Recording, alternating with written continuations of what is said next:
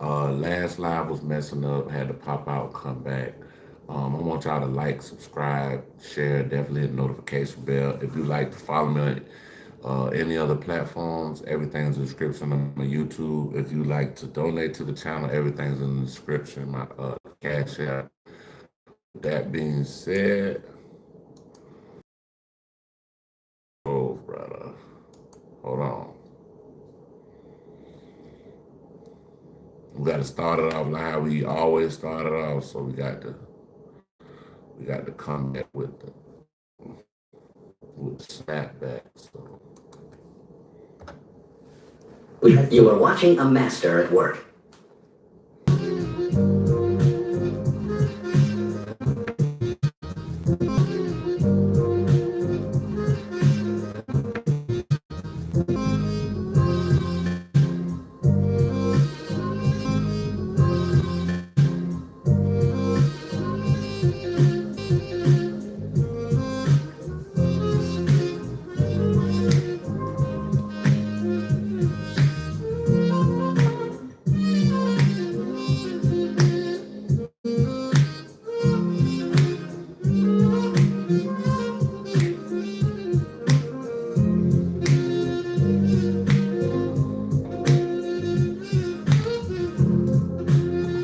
feel like sometimes you see the main one.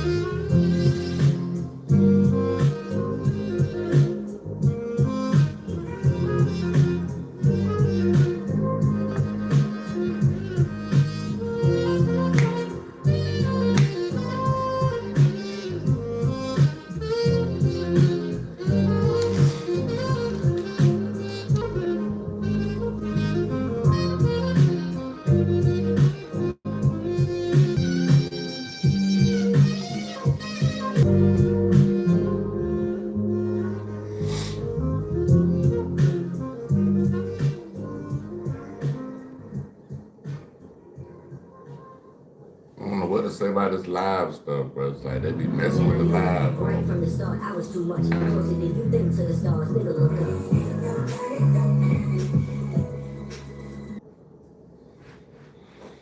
All right, y'all gonna try it again. Try it again. I'm trying, y'all.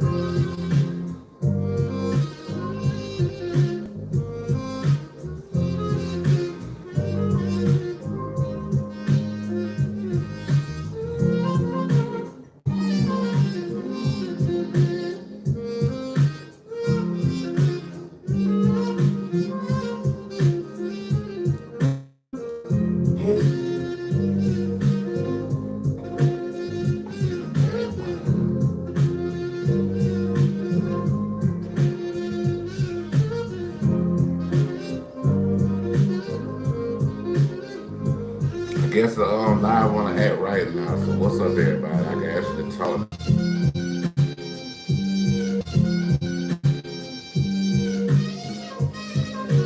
Oh yeah, it is the end of the school year almost. Well,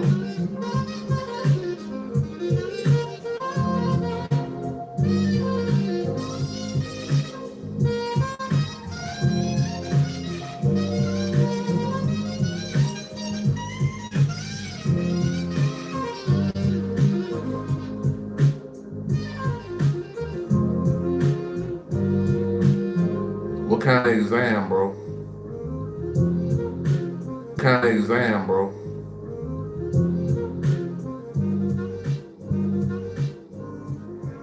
I was too much. Closer than you think to the stars, nigga, look No need to act these hoes.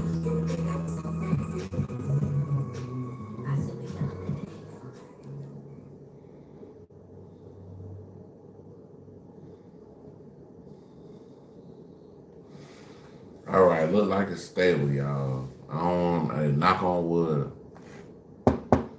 Look like it's stable, bro.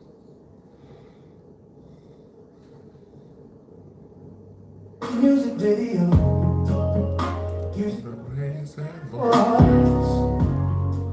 The app is called Mozart AI. You record a short voice sample and it analyzes your voice. Then you pick a song you wanna cover and upload your photo. That's it. Mozart AI. Create your music video in seconds. It's amazing. You have to try it. Here's a secret trick to create a music video. Using your face and voice. The app is called Mozart AI.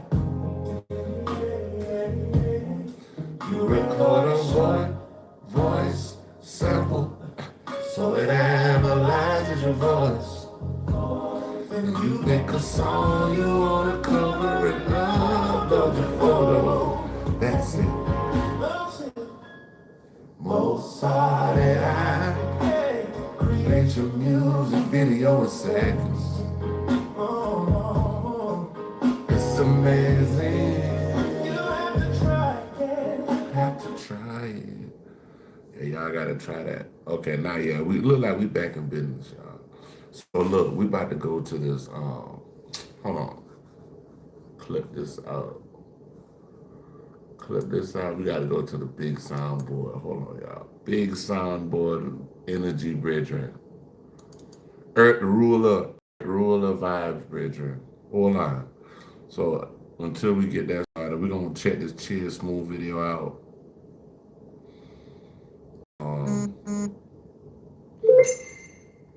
Ray J, go clap back at Cameron and Maze to see what's going on. Why record just one side of the story? Where y'all tapping in Record from? front and back cameras at the same time. Choose your layout, hit record, and you're live. Perfect for vlog, reactions, Oh, I like that travel, and transition. tutorials.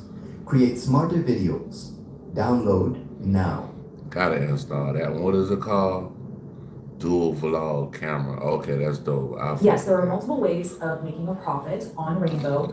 One of which is my favorite, is you get paid a YouTube. Cheers. You know what to do. We back in business. Look like the stream must go I on. really enjoyed this Thank one God. because Chick just got an intellectual curiosity about things. Oh, come on, Ray J. Have a heart. Reconsider. Stall them out. Brother, it is not that serious. Ray J himself, aka Mr. I Hit It First, is pissed off to learn that Shine and Mace were actually dating his sister Brandy at one time. Hey, listen, man, I hate to be the bearer of bad news, but sometimes it sucks to learn that your sister was just another girl on somebody's roster. The game is the game. Now, on a recent episode of It Is What It Is with Cam and Mace, they had Shine up there, and Cameron had a funny conversation that he wanted to bring up. Here's what he said. Oh, yeah. What happened with Brandy and everything? Let's just do it. We dealing with Brandy. Let me switch my glass. You know what happened? We going here. You was dating Brandy at one time, or y'all was just, how'd it go? I was special, you know. He came in and wanted to be special. So I had to let him be special. I mean, no lie, soul. He was Shaq. Okay. He was the champion. He was the MVP. Right. I was Kobe, no pun intended, because they said Kobe was a special friend of Brandy's as well. Right. But no pun intended. Right. But I was coming out of high school on the championship team, and Right. he was the superstar of the team. Right. But I definitely did want to be special. I definitely, but I had no idea. So what happened is we had a mutual friend who was a snitch. Okay. So I think he know who it is. Right. I'm not gonna expose him. Right.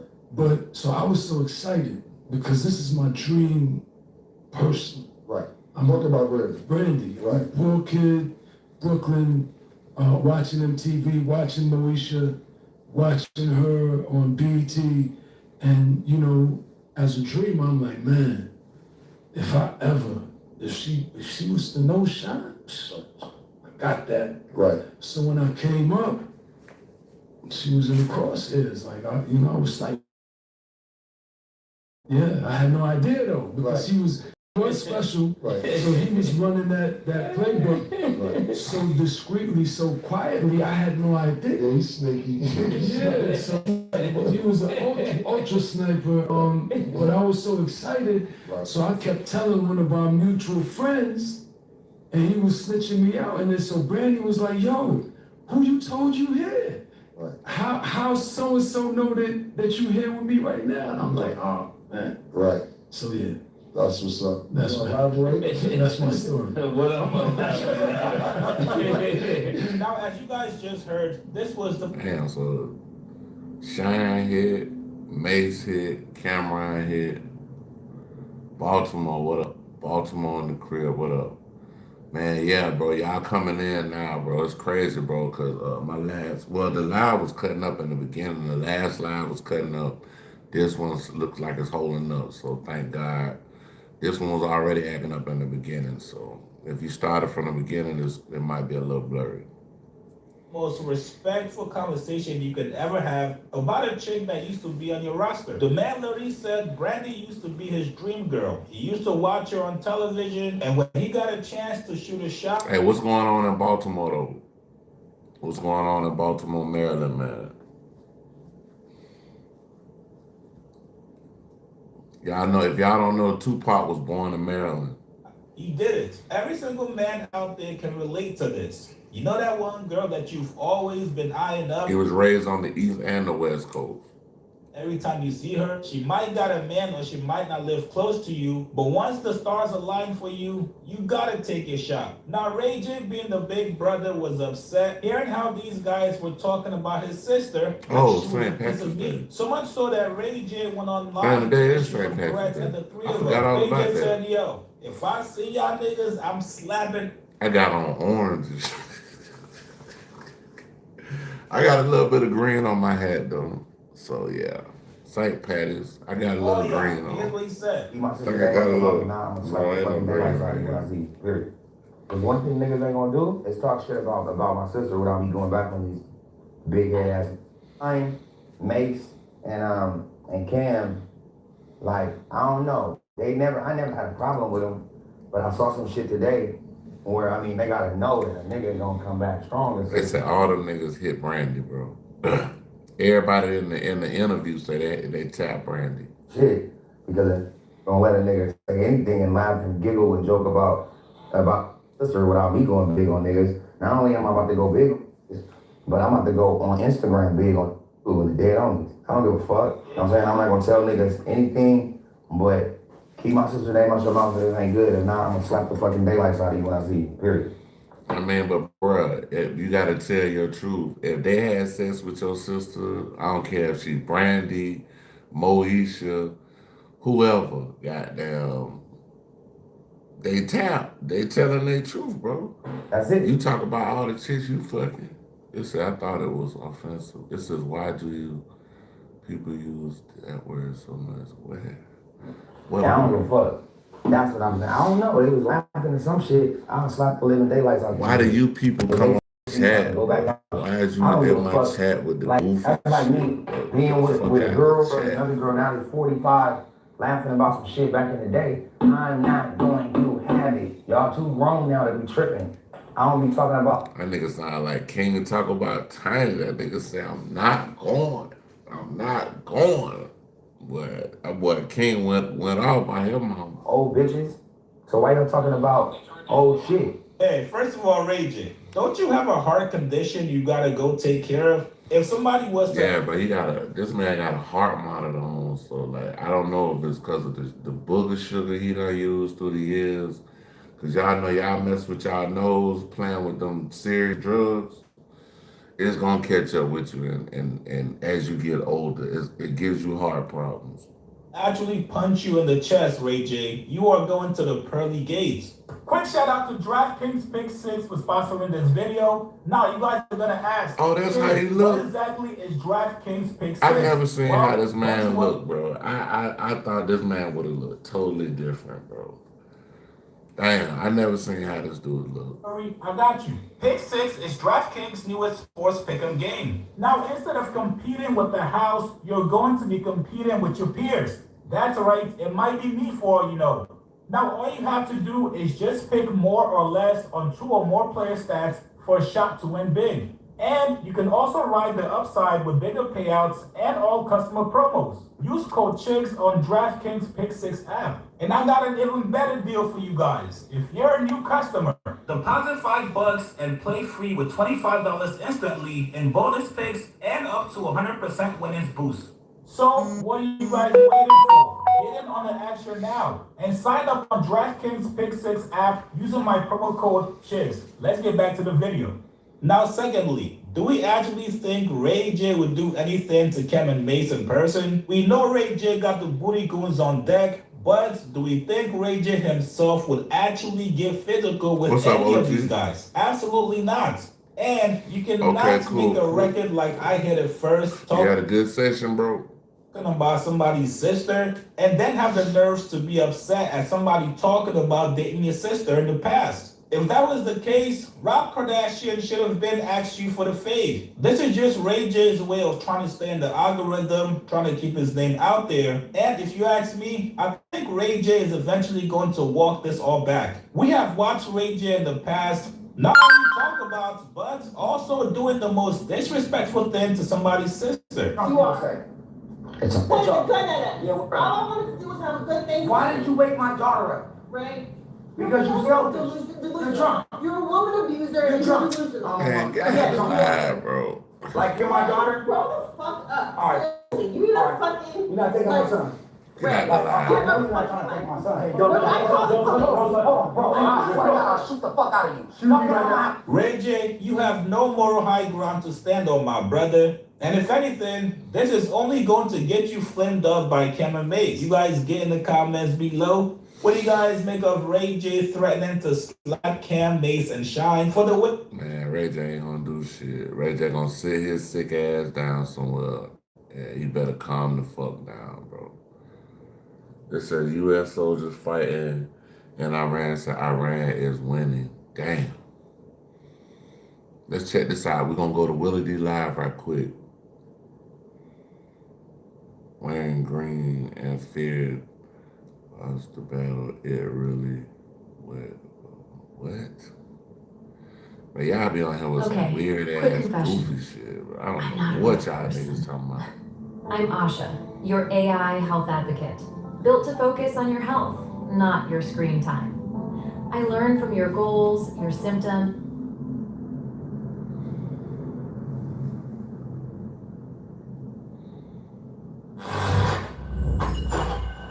Check out Willie D Live. That's what we're reacting to. What's up, family? We have yet another U.S. serviceman who says Iran is winning the war. And look, fam, for those of you who don't believe,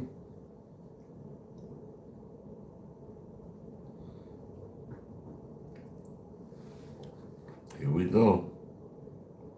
man, there's a number of war strategists and others who have been in close proximity to the action who says Iran is actually winning the war, and this is why Trump wants to call a truce. Remember, fam, think about it. This is common sense. Remember. I appreciate you. Thank you, man. That's why I've never been enlisted, bro. I don't want to die, bro. I have never been enlisted in no military, none of that shit.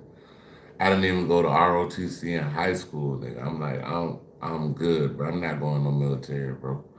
Trump likes the idea of calling all the shots, being on top.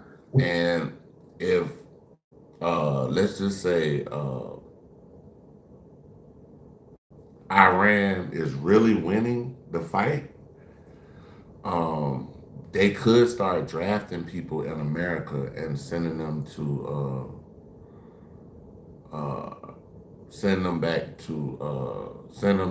Iran to fight. It could happen, y'all. It could be something that really happened. And then went in saying he was gonna smash Iran. It would be done in a couple of days, turned into a couple of weeks. Now we're in the third week of the war, and Iran. So it's almost a month now, but this man done fucked up everything, bro. The world is going crazy right now because of Donald Trump. He hit that fucking button, and it was over. It was showing no signs of letting up. In fact, the Strait of Hormuz was closed down by Iran, and Trump was like. So by the Strait of Hormuz being closed down, that's gonna affect oil prices again. So y'all look for y'all oil to be going up. You going to get gas. It's about to be crazy. Special shout out to Donald Trump because it's all his fault. Everybody put their hands together for Donald Trump.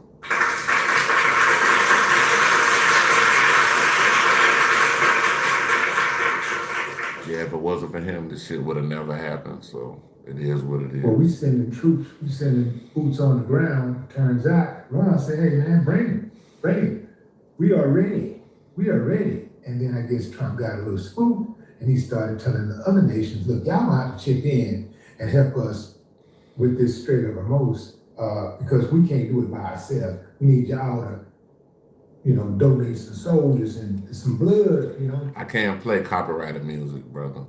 Yeah, because we can't. Don't work like that on YouTube. All by ourselves. Even though we started this war all by ourselves, but kind of Israel was like in the cut, like, come on, big brother, get him, big brother, get him, big brother. In any event, fam, here's what dude had to say. Here's a soldier in U.S. And they trying to say Bibi Netanyahu is no more alive, so they're saying he's no more here. He's not here. They've been trying to fool us. Aromas. I don't even know what that is, bro. I don't know if you have to hear that, but them gunshots is getting real close, bro. This shit not looking too good, I ain't gonna lie. Iran, they might have won this shit. I ain't gonna lie, too many motherfuckers is begging out. This shit not good. I ain't gonna lie, this shit rap. GG's in the chat, yo. So, as you saw, right? That shit rap. GG's in the chat. You hear the gunshots. They coming close to him. Crazy, bro. You see right there to the left, it says, of us, Iran. So, that's a city in southwest. I still don't know what that is, bro. I'm winning. I got a winning chat. That's what you're saying, bro. Southwest, if I'm not mistaken. Southwest Iran.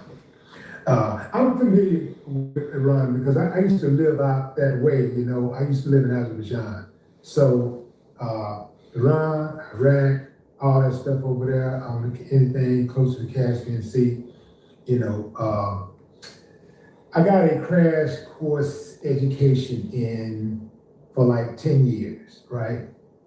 In any event, this guy says that, hey man, I'm ready to get up out of here, man.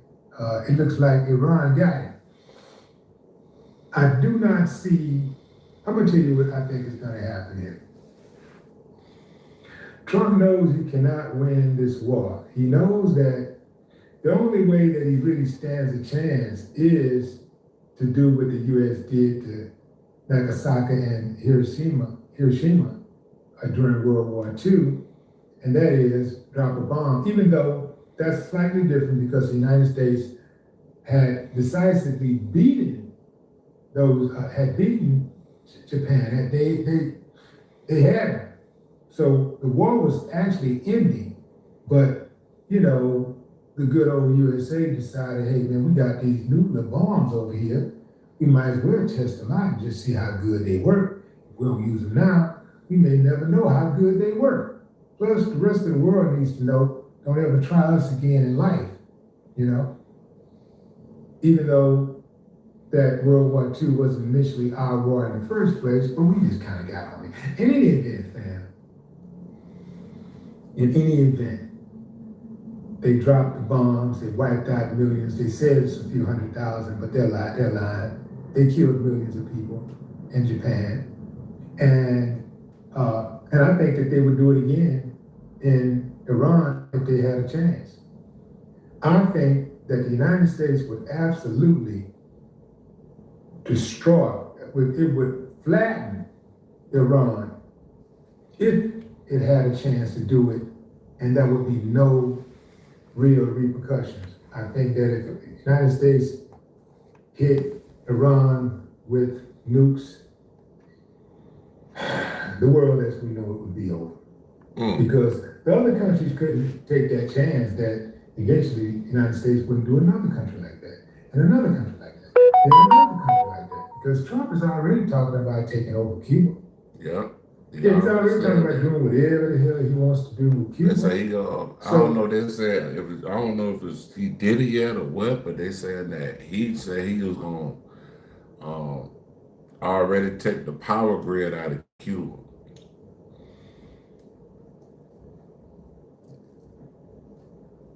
So if he destroys the power grid, that could make it real impossible for them to even try to fight back. What's going to stop him from doing the same thing to Qatar? Qatar right now is in bed with the U.S. You know, they getting ran through real good right now.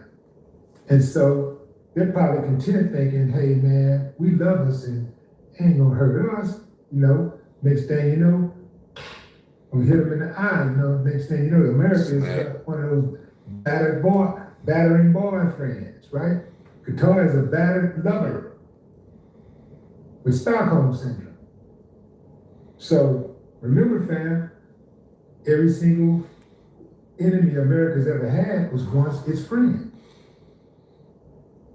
Which makes sense that America would attack Iran in the middle of peace negotiations. Imagine that, fam. In the middle of peace negotiations. Get the confidence to make better business decisions with the help of Zero. Hey, I happy St. Patty's Day. They attack another country. So, this guy said, look, man, he's about ready to get out of there. And this is what happened last time. In 2001, when America went to war with with Iraq, the soldiers was all gung-ho back going over there and, doing some killing, because like Americans don't mind killing when they have an absolute advantage. When they know that there's going to be little to no loss of life, they like ready to go. They're playing the odds thinking it ain't gonna happen to them. But then when those bodies start dropping, and when I mean they start dropping like flies, when they start dropping with frequency, then they start looking around and saying, man, I could be next. And then family members start getting more concerned and more depressed, and they start screaming, end the war, end it now. He's right, you know.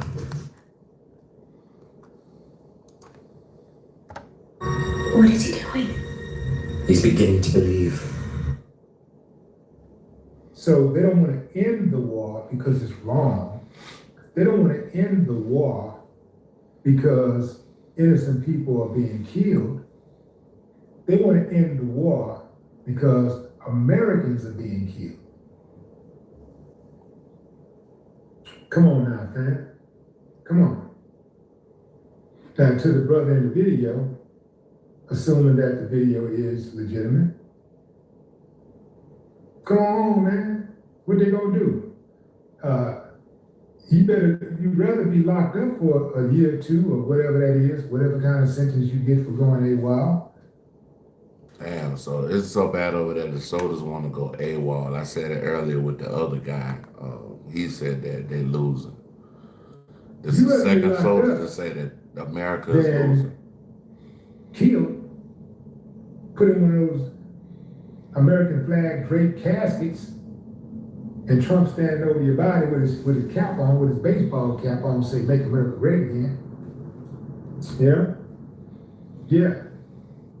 You rather do that. You don't want that kind of smoke, man. Come on home, brother. You got time. Come on home right now. All you gotta do is shut it down right now.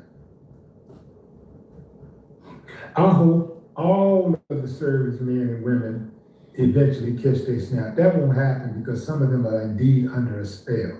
But I hope all of them catch their snap. Appreciate it, man. All of them catch their snap and be like, you know what, man, I'm out of here. You want a 360? You want a 360? See what's all in here? Hit a 1 in the chat if you want to see a 360 and I see how the whole shit set up.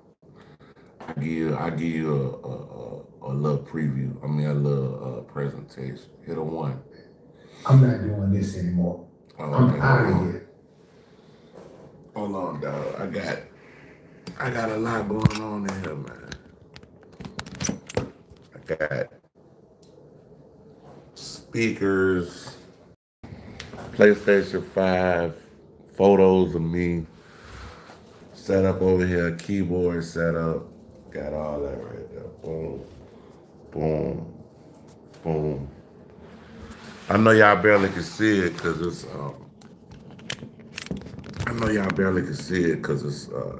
it's kind of dark in here. Yeah.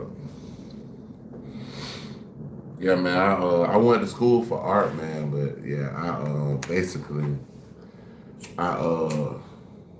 love music, so I've been producing music for, 25 years, 26 years? About 25 years I've been producing.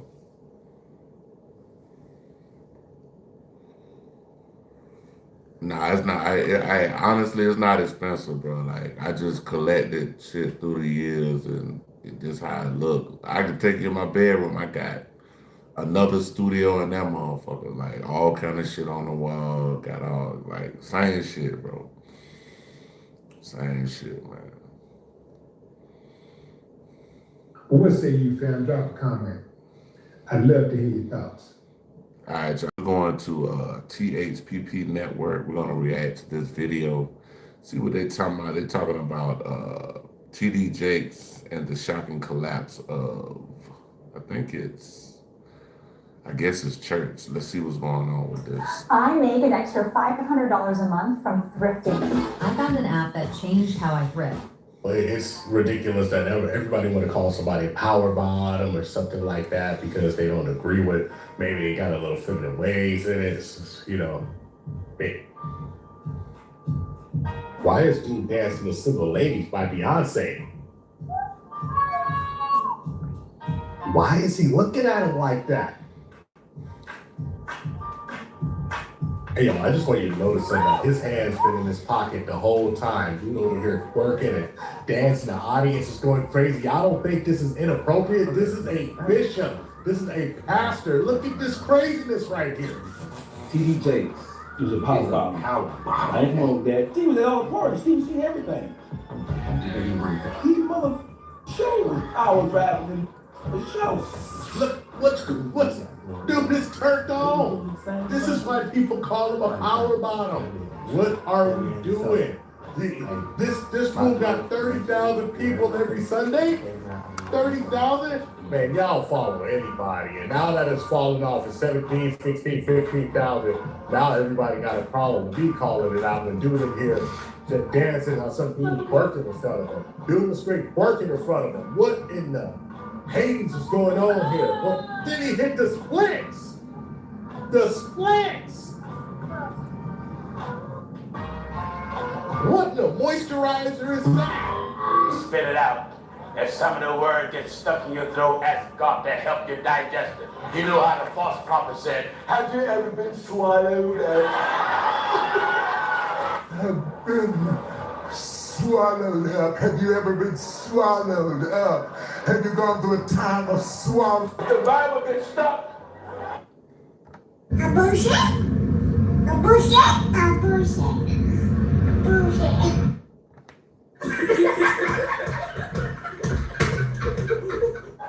Just take Jake's advice. Have you ever been swallowed swallowed up. Swallowed. Hot takes on any random topics. I don't know.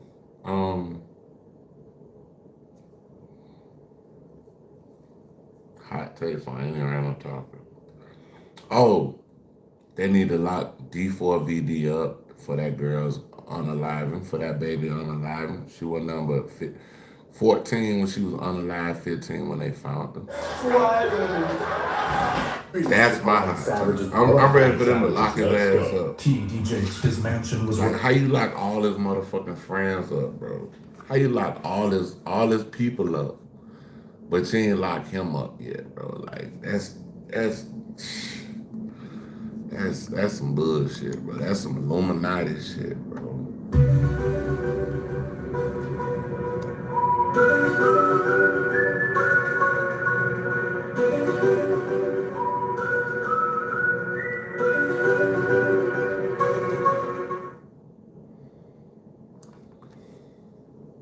$5.6 million. And then, in 1 year, he lost everything. His reputation, his church, and the trust of the people who called him bishop. When you can fill a stadium with people crying and praising God, questions about mansions tend to fade into the background. But that's the issue. The questions should never fade in the background. You should always wonder what they're doing. I mean, this is basically funded by you. How did he get his funding? Why is he tax-free? Is he tax-free because he's tax-free because he's a religious figure? Okay. But is everything he's doing connected to that religion, or is he making money other ways? Is he taking that money in from tithes, and is he investing it and making money off of it? Exactly what's going on. Because let me tell you something, a private jet, $5.7 billion of a mansion, money, designer clothes. I mean, that's a whole lot for people to, especially in economic downturns, economic hard times, and you know the majority of his folks are far less wealthy than he is. That's a lot of weight on the back of the congregation. Then came December 2023, and everything changed. Photos and videos from parties hosted by Sean Combs, known as Diddy, and in several of them, What's up? T.D. Jakes. What's up? Where you tapping in from, bro? Where you tapping in from, big bro? The bishop who preached holiness and righteousness. He was photographed at gatherings that looked nothing like prayer meetings. To be clear, there is no evidence T.D. Jakes participated in any criminal activity. No charges, no accusations from victims. The photos showed his presence at events. That's the documented fact. Yeah, but the question is this, like, everybody knew that Puff had a reputation. I'm talking about, we heard about Puff being freaky deaky in the 90s. We heard about Puff, multiple women, you know, there was always rumors of dudes. I mean, Suge Knight, when, like, Pac was alive, was saying he didn't never let Puffy around your kids. I mean, these are old interviews. No, man, you said T.D. Jakes is a power bottom. I ain't know that. He said that shit was a power bottom. I'm like, damn. And then you see the witnesses. They're the ones who become power bottom to the urban lexicon. I didn't know what that was until they were talking about it. What is going on? What is that? Based on we didn't know nothing about before Diddy, our bottom. We didn't know that Stevie J was a bull, and he was Diddy was using to this day. Stevie J won't say one bad thing about Diddy. So the question is, T.D. Jakes, what were you even doing there? I mean, it's one thing that if he went and visited you at the church, it's one thing if you're doing religious retreats with him, but you're at the parties, you're living that party lifestyle, you're being invited with the A-list celebrities, and that's just not something that you would expect from a religious leader. It's just not something you would expect.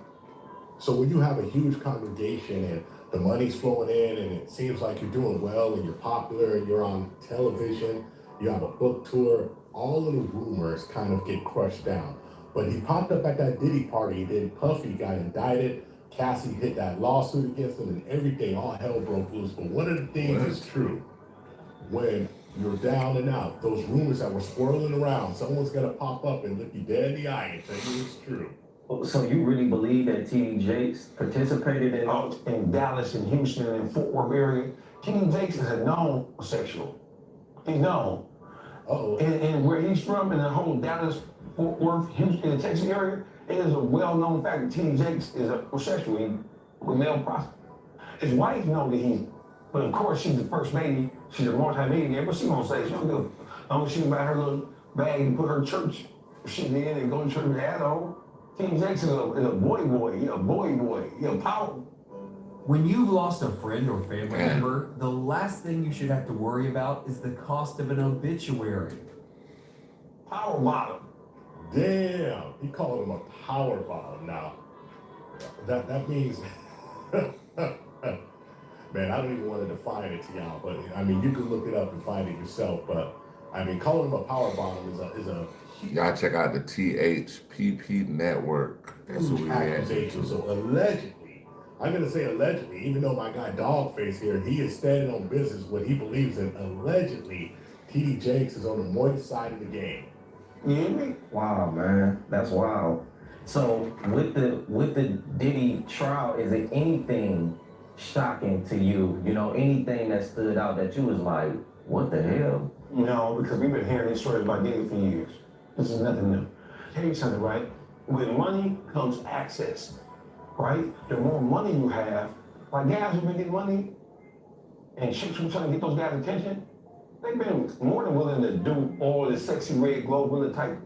They've been more than willing to when you heard about guys like having doing menages and friggin' and 2-3 females at one time, that wasn't the it's always been that's what's getting money. The more money you have equals how much influence you have, and that equals what I'm willing to do to stay in your company.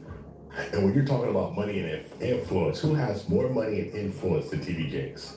And this is the problem, you see. This is what I always tell folks. You are judged by the company that you keep. And you can say it's unfair, guilty by association, blah, blah, blah, blah. But the truth is that when people are into weird stuff, you don't be with them in their personal lives. I mean, this is absolutely true. If somebody's into something that's just absolutely off the wall, away from your morals, you couldn't stand to see it, you're not going to be around that person.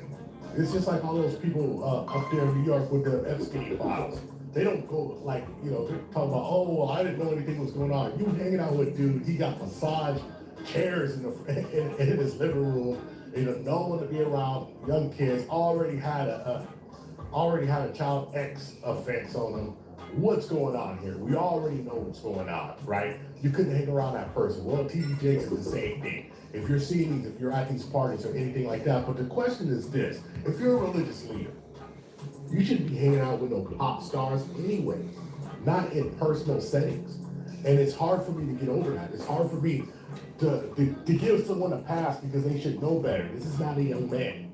This is an old man, all right? This is a man who's like my senior. So he should understand you are judged by the company that you keep. Right? The Glizzy Goblin ass. They're the ones who introduced the term power bottom to the urban lexicon. Based on, we didn't know nothing about it before. Diddy we power bottom? We didn't know that Stevie J was a bull and he was Diddy was using. To this day, Stevie J won't say one bad thing about Diddy. To this day, no. I think you don't hear from Steve right now. Because Steve was there. Steve was at all the parties. Steve. Wow. So the thing is that like just being associated with this is crazy. But what I really want to talk to you about is just you are the sum of the company you keep. And if you hang around bums, you're going to be bums. If you hang around great men, you're going to be great men. If you hang around rich men, chances are that you're going to pick up some things, you're going to be able to make a little point. But what I will say is this: if you hang around 7 perverts, you might be an 8th pervert. And that's the bottom line, and that's what we have going on here. And listen, you know, you're under scrutiny. Instead of partying with Diddy, Oh my Getting God. Diddy to fund these things for you. Now that's something that I could have got with. If you were just there on a business meeting, you weren't going to his party. Come on, dog. You know what's going on there. And this is the issue that I have. And this is the issue I have with the naivety of people who just follow these folks like lemurs to a flame. What are we doing? Why would you follow them? Why would you follow anyone who you didn't know? Why would you follow anything that you couldn't trust, you couldn't vet yourself? Why would you do that? And I'll tell you why you do it. Because not too many people had actual people in their family they looked up to. So you folks are deifying these regular men who walk the earth, who can read out of a book. But you didn't have somebody in your life to look at like a father, like an uncle, like a mentor, like anyone, like a grandfather who would just break it down. Because my grandfather would not go for any foolishness. Yes, he was 100% for the church. He actually built a church on his own family property back home. But one thing he did not do was he would not sit there and listen to that foolishness of you saying, you're going to see me all the money in your bank account or something of that nature, and it's going to be all right. That's not something that would happen. And that's the issue that we're having now. When you think of it, I'd rather be bitten by a rattlesnake, stung by a scorpion, bitten again by a viper. Because God can help me from all of that. But a false prophet can ruin me in this life and the life to come. And all it takes is for me to believe one lie. Damn.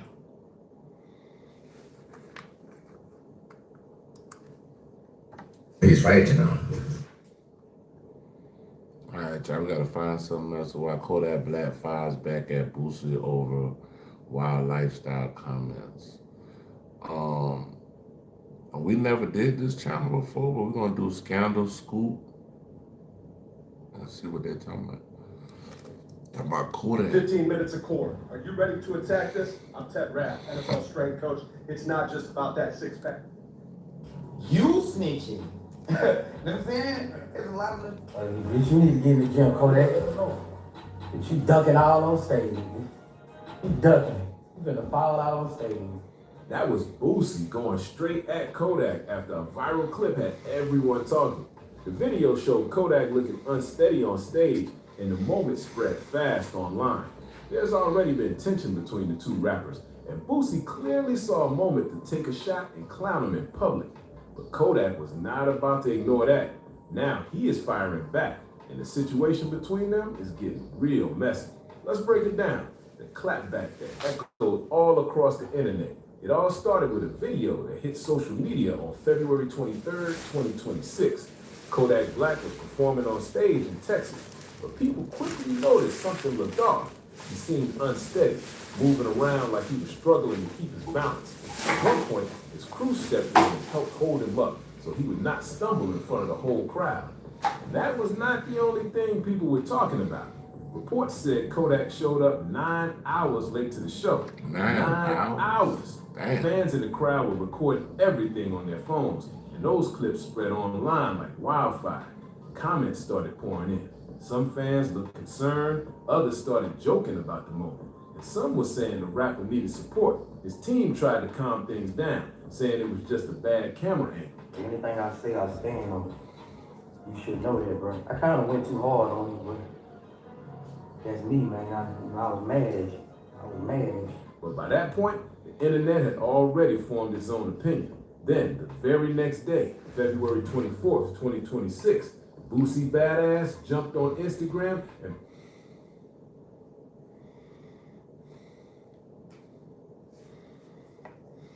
He's right, you know. Oh man, I gotta get my lighter. Hold on one second, y'all. posted just 2 words: "Dude need help." FRFR. That was the entire post. No long message, no explanation, just those words. And everyone instantly knew who he was talking about. The comments exploded, blogs picked it up, and fans started choosing sides before the day was even over. But Boosie did not stop at the post.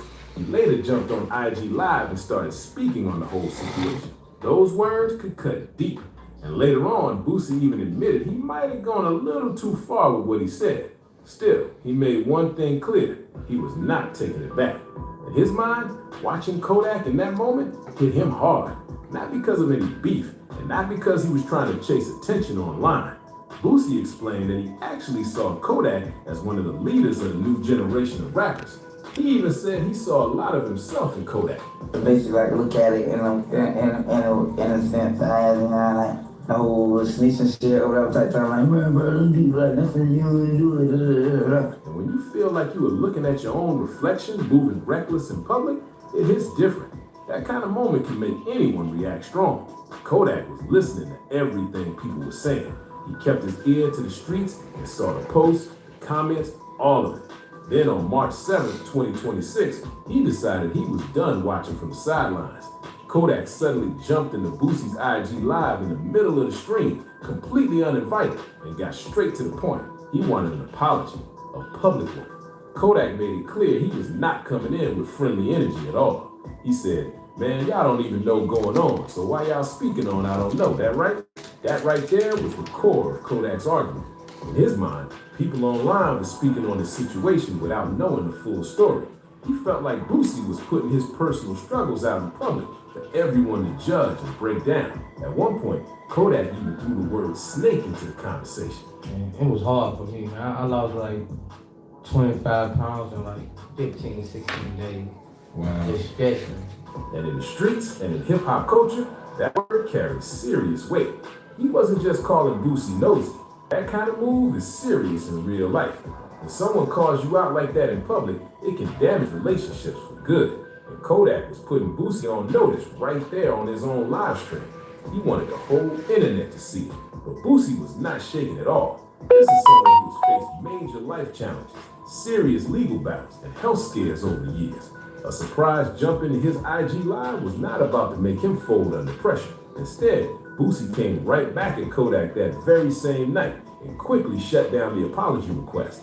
He was standing firm. Boosie basically made it clear that he meant every word he said, and no sudden appearance on his live stream was going to make him change his stance.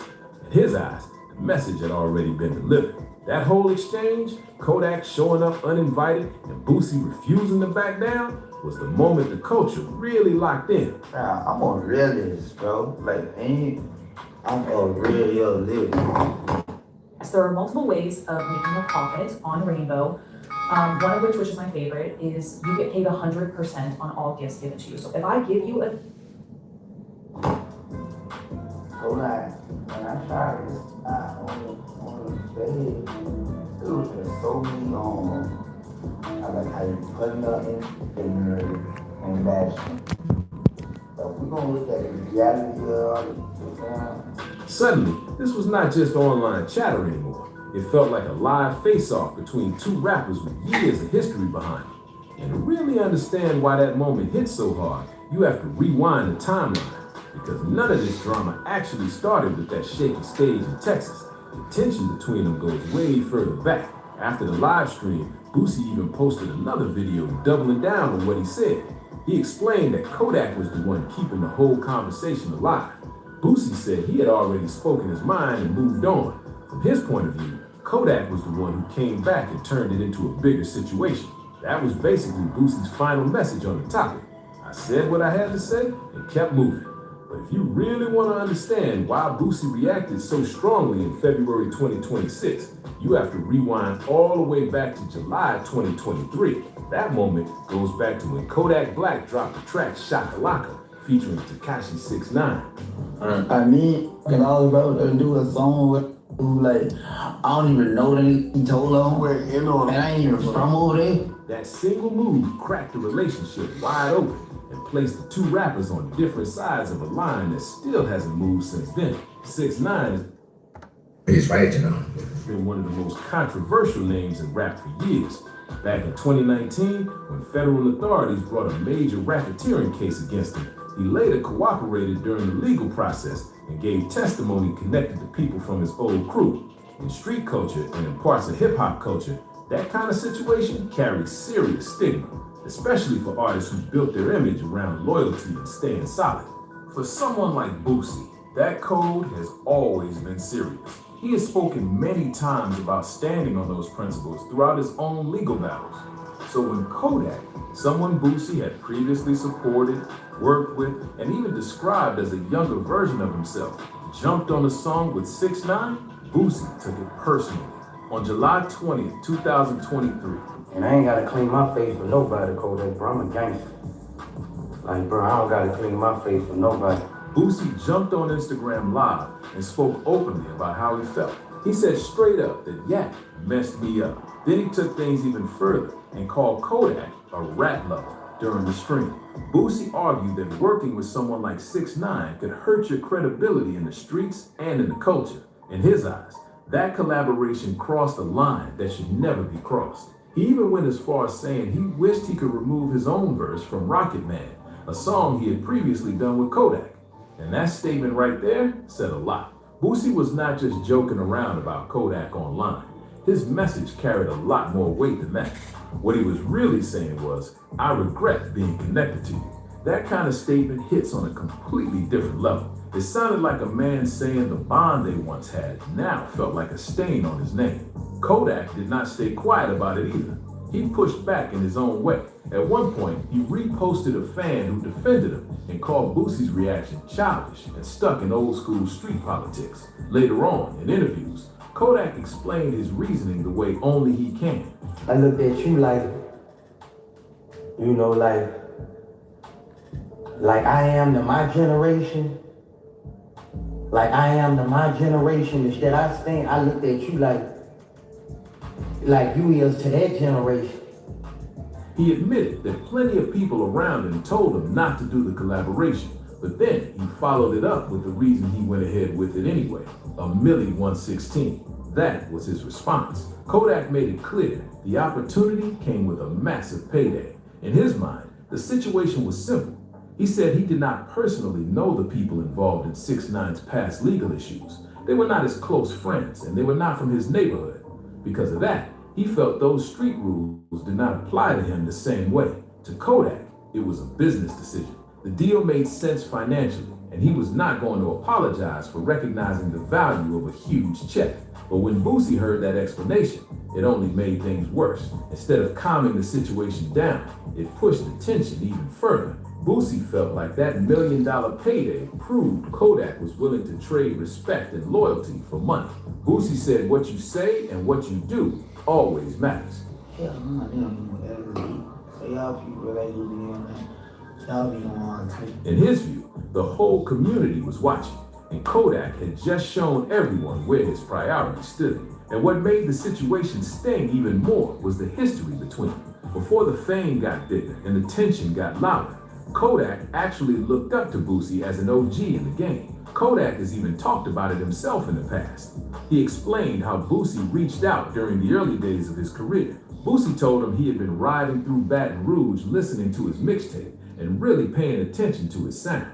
At one point, Boosie even tried to sign him to a deal. Kodak ended up turning that offer down, which was reportedly around $10,000 at the time. But back then, the respect between them was real. It was two artists from the South, both coming from tough backgrounds, both trying to build something out of nothing. That shared history is exactly why the 6ix9ine situation hit so hard later on. This wasn't some random rapper throwing shots at a stranger online. This was Kodak, someone Boosie had personally supported early in his journey. And from Boosie's perspective, that collaboration felt like a public rejection of everything he had always stood for. From that moment on, I see you looking like you drumming and out your, I like you mad. I'm gonna tell you that. Boosie began speaking more openly about Kodak's career path. He even said at one point that Kodak's career had been moving in the wrong direction. The way he said it sounded less like an insult and more like a blunt opinion. As time went on, the tension between them never fully disappeared. By late 2025, people online had mostly stopped talking about the situation. The headlines had moved on, but both artists still had unresolved issues sitting under the surface. Then on January 7, 2026, Kodak turned the volume back up. Your book, the best chance to succeed in 2026. If you've written a book and you're thinking about... He released a track called Christmas Eve. Despite the name, there was nothing cheerful about it. The title felt more like a setup because the lyrics inside the song were clearly aimed at Boosie. In the song, Kodak didn't hold back with the lyrics. He rapped, "I used to look up to Boosie. He hate I got more bread. That old head stupid. You don't even move like an OG. Couldn't sign me. You got cold. Yeah, you know me." Every line felt sharp and direct. Stop playing me on this internet. I swear to God. Yeah. Kodak brought up the idea of jealousy, compared money, and even referenced how Boosie once tried to sign him early in his career, but missed the chance. This wasn't just random frustration in a song. Kodak was laying it out in front of the whole culture, putting everything on record for everyone to hear. And the timing of the release looked very intentional. The track landed on streaming platforms just one day before Boosie had a scheduled court appearance on January 8, 2026, connected to federal firearms charges in San Diego. Kodak understood the timing. Dropping a diss track the night before someone's major court date doesn't usually happen by accident. That kind of move looks calculated. Boosie noticed it right away. Even with serious legal matters ahead the next morning, he still jumped online and responded. He went straight to X and started posting his thoughts about the situation. Boosie called He's right, you know. Kodak a clout-chasing crackhead and accused him of trying to get attention by dropping the diss track right before his court date. Everybody got like some kind of need. Everybody got some kind of advice, even if it ain't drugs. He wrote, "You wait until the day before I go to court to drop a weak So, you know what I got going on, and you do this day before court. 100%, you are a clown." He also criticized the song itself, saying the track was weak and claiming Kodak's run in the spot. "Damn, son, where'd you find this?" Light was fading. Then he flipped the conversation back on Kodak's popularity. He basically challenged the internet with a question. When was the last time anyone even requested a Kodak song like that anymore? That comment added even more tension to an argument that had already been building for years. Boosie's message was clear and firm. In his eyes, he did not need any of this drama to stay relevant. His point was simple. Kodak was the one bringing the noise because he wanted attention, while Boosie believed he was already established in the game. The internet instantly split into two sides. On social media, some fans stood firmly with Boosie. You know, I was stressed out, man, but I had a success. Posting things like, "Boosie spoke truth, can't do nothing but respect it." But others jumped in to defend Kodak just as loudly. Kodak supporters fired back with comments like, "We listen to Kodak every day. Take that L, Grandpa." Suddenly, the debate turned into something bigger than just two rappers arguing. It became a clash between generations. You had the old heads versus the younger crowd, street code versus bag culture. The divide inside hip-hop was wide open for everyone to see. And underneath all the debates and arguments online was a deeper question the culture has been wrestling with for years. What matters more? Staying loyal to an unwritten code, or chasing opportunities and securing the bag by any means necessary? Boosie's entire identity has always leaned toward the first answer. Kodak's moves have often leaned toward the second. And the truth is, neither side is completely right or completely wrong. Yeah, y'all don't even know what's going on, so why y'all speaking up? I don't know. That gray area is exactly why this conflict keeps resurfacing. At the same time, Boosie had a lot going on in his own life during all of this. For nearly 3 years, he had been dealing with a federal firearm case connected to a 2023 traffic stop in San Diego, where authorities reported finding 2 loaded handguns. The case went through several twists and turns. At one point, it was dismissed after a court ruling went in his favor, but prosecutors later appealed the decision and the case came back again. It turned into a long legal roller coaster. Eventually, on January 9th, 2026, the day after Kodak released Christmas Eve, Boosie accepted a plea deal. The outcome included time already served, 3 years of supervised release, a $50,000 fine, and 300 hours of community service. Boosie walked out of that courtroom with his freedom still intact. And right before that moment, I get mad when I see you looking like you drugging and thugging. Kodak had dropped a diss record the night before. That timing caught a lot of attention online.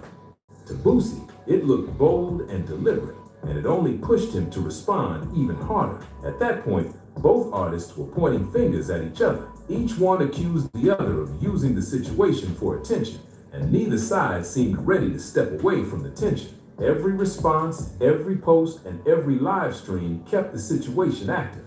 But the truth is, this back and forth between Kodak and Boosie was never just about rap music.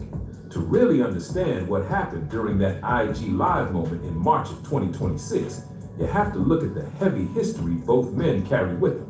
Long before diss tracks and viral clips, both artists had already faced serious struggles in their lives. Legal battles, personal challenges, and difficult environments shaped who they became. Those experiences are not just background details. They are a big part of why their confrontation felt deeper than a normal hip-hop argument. Kodak Black, born Bill Kahan Capri on June 11, 1997 in Pompano Beach, Florida, had a difficult path growing up. His early life included several encounters with the legal system while he was still very young. Some of his first arrests happened when he was around 12 years old, connected to allegations involving auto theft and breaking and entering. Kodak grew up in Golden Acres, a public housing community in Pompano Beach where many Haitian immigrants, African Americans, and Puerto Rican families lived close together while I'm Haitian. Facing serious economic hardship. The neighborhood environment exposed a lot of young people to crime and street activity early on. Kodak was raised by his mother there, and that environment played a big role in shaping the path his life would take. Music slowly became his way out. By the time he was in his mid-teens, people around Florida were already paying attention to the young rapper with the raw voice and unfiltered stories about street life. But even while his music career started rising, the legal troubles never completely disappeared. Over the years, Kodak faced several arrests and court situations that constantly interrupted his momentum. Every time he started gaining traction in the industry, another headline would appear and pull the spotlight in a different direction. Despite that, Kodak kept releasing music and building a loyal fan base. Songs like No Flocking helped push his name into the national conversation, and soon, major artists were reaching out to work with him. That is around the time his path started crossing with veterans in the game, including Boosie Badass. Back then, the connection looked like mentorship, respect, and two Southern rappers recognizing something familiar in each other. Kodak's mother, a Haitian immigrant, raised him mostly on her own after his father left early in his life. She worked multiple jobs just to keep the lights on and make sure the family had what they needed. Growing up in that kind of pressure meant the streets often filled in the gaps that stability normally would. As Kodak got older, the legal problems seemed to grow alongside him. In July 2022, authorities pulled him over during a traffic stop in Broward County. According to reports, officers found 31 oxycodone pills along with more than $74,000 in cash inside the vehicle. That situation led to a serious trafficking-related charge, a felony that carried the possibility of decades in prison. Kodak was able to post bond and return home while the case continued to move through the courts, but the situation became more complicated months later. In February 2023, he reportedly violated the conditions of his bail after missing a required FTA. You will get an FTA if you don't go to court. Later reports said he tested positive for fentanyl, which led to a warrant being issued and more legal pressure building around him. Around that same time, Kodak went live on Instagram and addressed the rumors himself. He pushed back against what blogs and social media were saying about him.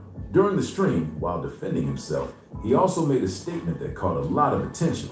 He said, "Everybody out here is on something. Stop singling me out like I'm the only one moving crooked." That line became a major talking point online. It was not a clear confession, and it was not a complete denial either. It was classic Kodak energy, speaking his mind while leaving just enough room for people to interpret it different ways. In December 2023, another headline involving Kodak made the rounds online. Police reported finding him slumped behind the wheel of a Bentley that was blocking traffic. Officers also said there was white powder around his mouth when they approached the vehicle.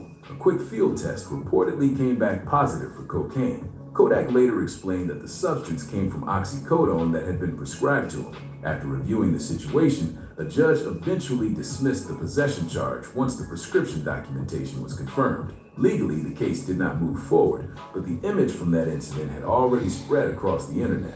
Once something like that hits social media, it tends to stick in people's minds. Whether Kodak liked it or not, that moment quickly became another chapter in the public narrative surrounding him. His legal history involving firearms also goes back several years. In May 2019, Kodak faced federal charges after authorities said he provided false information on paperwork connected to firearm purchases. The case resulted in a 46-month federal prison sentence. He served roughly half of that time before his sentence was commuted. The early release came with specific conditions that had to be followed closely. Over time, those conditions and other legal situations continued to create challenges for him. The cycle of headlines and court updates kept appearing. Boosie's story carries its own long history as well, with even more years behind it. Born in Baton Rouge on November 14, 1982, Boosie grew up in the streets of South Baton Rouge, an area where poverty and violence were constant realities. His father passed away due to substance-related issues, and several people around him were already caught up in the justice system. As a teenager, Boosie was surrounded by serious situations happening around him while he tried to survive in that environment. In 2009, Baton Rouge police arrested him after reporting that he was found with marijuana and a firearm while already on probation at the time.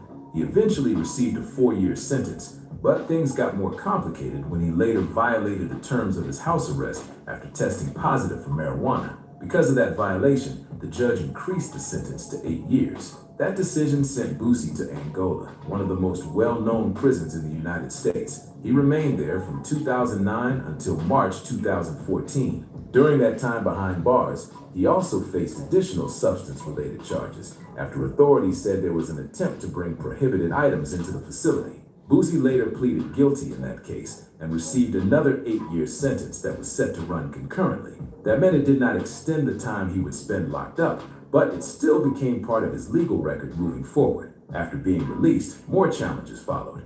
At one point, he violated parole after testing positive for marijuana. Instead of returning to prison, he was able to work out an agreement that involved fines and probation. But legal issues were not the only battles he faced. Boosie had already been dealing with serious health challenges for the most of his life. He was diagnosed with type 1 diabetes when he was around 10 years old, which meant managing insulin and strict health routines while navigating prison time, street life, and a demanding music career. Then in 2015, another major health scare arrived. During a routine checkup while he was out on parole, doctors discovered stage 1 kidney cancer. Surgery happened quickly. Doctors removed about 27% of his right kidney to treat the condition. After recovering, Boosie spoke openly about how the experience changed his outlook, focusing more on faith, family, and continuing to fight forward. Both of these men carry real history behind them. Not just music success, but serious life experiences, legal battles, health scares, time spent behind bars, and years navigating the justice system. That background shapes everything they say to each other today. So when Boosie says he is worried about Kodak, that statement is not coming from nowhere. It comes from someone who has lived through years of consequences and hard lessons. There is real experience behind those words. And when Kodak says to stay out of his business, that also comes from a real place. Kodak has been dealing with serious situations since he was extremely young. For most of his life, he has had to figure things out on his own. And that kind of survival mindset does not disappear easily. Neither of them is speaking from a gentle perspective. Both are speaking from lives that were shaped by pressure, struggle, and public scrutiny. That is exactly why this situation has been so difficult to resolve. If you peel back the diss tracks, the live stream arguments, and all the online reactions, the conflict actually reveals a bigger conversation happening inside hip-hop. It raises the question of what happens when personal struggles become too visible to ignore. And even more important, it raises another question. Who in the culture has the right to speak on it publicly? Kodak Black's past struggles with substances have not been speculation. He has addressed parts of it himself in interviews and online conversations. He has spoken about past use of substances like Percocet and explained that some pills he took were contaminated. He also shared that he spent around $350,000 on rehabilitation efforts, while trying to deal with opioid dependency. No matter what Kodak explained in interviews, the public narrative around him kept getting louder. Every new headline, every viral clip, every social media debate kept adding to the story people believed about him. And that points to a bigger issue inside hip-hop itself. The culture often celebrates a certain lifestyle in the music, but then reacts with shock when that same lifestyle starts appearing in real life. It creates a contradiction that artists end up stuck in. Research has even highlighted how common these themes are. Some studies have found that about 72% of popular rap songs include at least one reference to substances or alcohol. In certain time periods, rap has led all music genres in that category, with numbers reaching around 77% of songs. Investing workshop right here in Atlanta. Inside this work.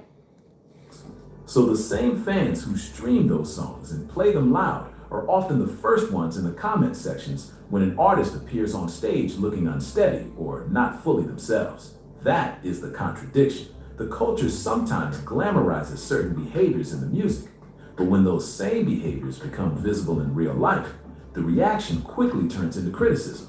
Kodak Black is far from the first artist to get caught in that cycle, and he likely won't be the last. Boosie seemed to understand that dynamic better than most. He has navigated similar energy throughout his own career, so when he saw that stage clip from Texas, his reaction did not come across like a simple attempt to get attention. Instead, it sounded like frustration coming from recognition. Boosie even explained it himself during one of his responses. Quote, "When I see you looking like you drugging an outfit, I get mad. I'ma tell you that. Not sad, not distant disappointment, mad. The kind of anger someone feels when they believe a person they respected is damaging something they worked hard to build." That word kept coming up every time Boosie explained his reaction. That moment was Boosie putting his whole mentorship perspective on the table. In his mind, he was saying something bigger than just a quick comment online. He was basically saying, I built something during my era of hip-hop. I stood on certain principles, and I expected the next generation to carry that same energy forward. So when he watched Kodak looking unsteady in public, it felt bigger than just one person having a rough moment. To Boosie, it looked like a cultural issue, because the younger artists coming up are watching everything the current stars do. But Kodak heard all of that and flipped the argument completely, not necessarily because he rejected guidance, but because he felt the way it was delivered across the line. From Kodak's point of view, talking about someone's personal struggles on Instagram Live is not mentorship. That turns it into a public broadcast. Once it goes live online, it becomes content for the whole internet. And Kodak was not willing to let that slide just because it was framed as tough love. That was the real nerve that got hit in this situation. Kodak's stance was simple. If you actually care about someone, handle it privately. Call them, send a message, pull up and talk. Hey, why y'all keep trying to get me to go in the military, bro? I'm 47, bro. No military is gonna take me to do anything, bro. I don't know nothing about no military shit. I'm 47, bro. Don't nobody want to fuck with me on no military, bro. Face to face, handle it like real ones. But putting his name on social media while talking about substance issues felt different to him. In his eyes, that looked less like concern and more like public attention. And this debate about calling out another artist publicly is not new in hip-hop. There have been other moments in the past where artists struggled privately while the industry mostly stayed quiet. Lil Wayne's health struggles played out in front of the entire world for years. Fans watched it happen in real time. The same culture that has celebrated lean references and countless songs suddenly went quiet when the real-life consequences started becoming visible. Boosie chose to take a different route by speaking out. Whether people think that move was right or wrong really depends on which side of the conversation. Boosie said he had to quit lean. He used to be on it. He said he spent like $1 million on lean. They stand on. Some believe tough public honesty is necessary, while others believe those conversations should stay private. But Boosie was not standing on completely clean ground either. During this same period, his own legal situation was unfolding publicly. In January 2026, the same month Kodak released Christmas Eve, Boosie was sentenced in that was a good little video that we just reacted to. Let's go to Hip Hop Buddha. We're gonna check out Hip Hop Buddha right now. Let's check them out. We all know we Hey part of guys, the Buddha welcome back to gang. Lil Blondie Unfiltered, my podcast on YouTube, or if you're new, hi, where we talk. Yo, we back with another one, family. They said, yo, Gotti and slid, you know what I'm saying, for Big Juke. Let's see what's going on. How did you get to be with Justin Johnson this day on November 17th, 2021? Oh, we straight drunk, got life, just lost his first appeal. No, he ain't getting out no time soon. You did, you know, and he don't dump me and whatever, so. Who had a hit on Drew said? Big Jug had hit on Dolph Hill with that, so. How do you know that Big Jug had a hit on Dolph Hill? I could quit and told me about it, quit. How much money was it supposed to be? $100,000. But Nilius did all that snitching, and Hernandez Govan still beat the case. $1,000 to kill Young Dolph. Big Jook allegedly put out that bounty, and then somebody put out one on him. But what Yo Gotti did next, when he came face to face with his brother's killer in that prison visiting room, nobody saw that coming. The empire, the beef, and the blood. So let me take you inside one of the most explosive, most jaw-dropping moments in hip-hop history. A moment that nobody saw coming. We're talking about Yo Gotti, the Memphis rap mogul sitting on top of an empire worth over $100 million, walking into a cold prison visiting room with vengeance burning in his chest. The man who built CMG from the ground up walked into that room ready to draw blood. But to understand what went down, I don't think Yo Gotti went to visit Straight Drop. Oh, see Yo Gotti going to visit Straight Drop. to truly comprehend the magnitude, we gotta rewind the tape and break down every piece of this story. Mario Centel guiding Williams came from less than nothing.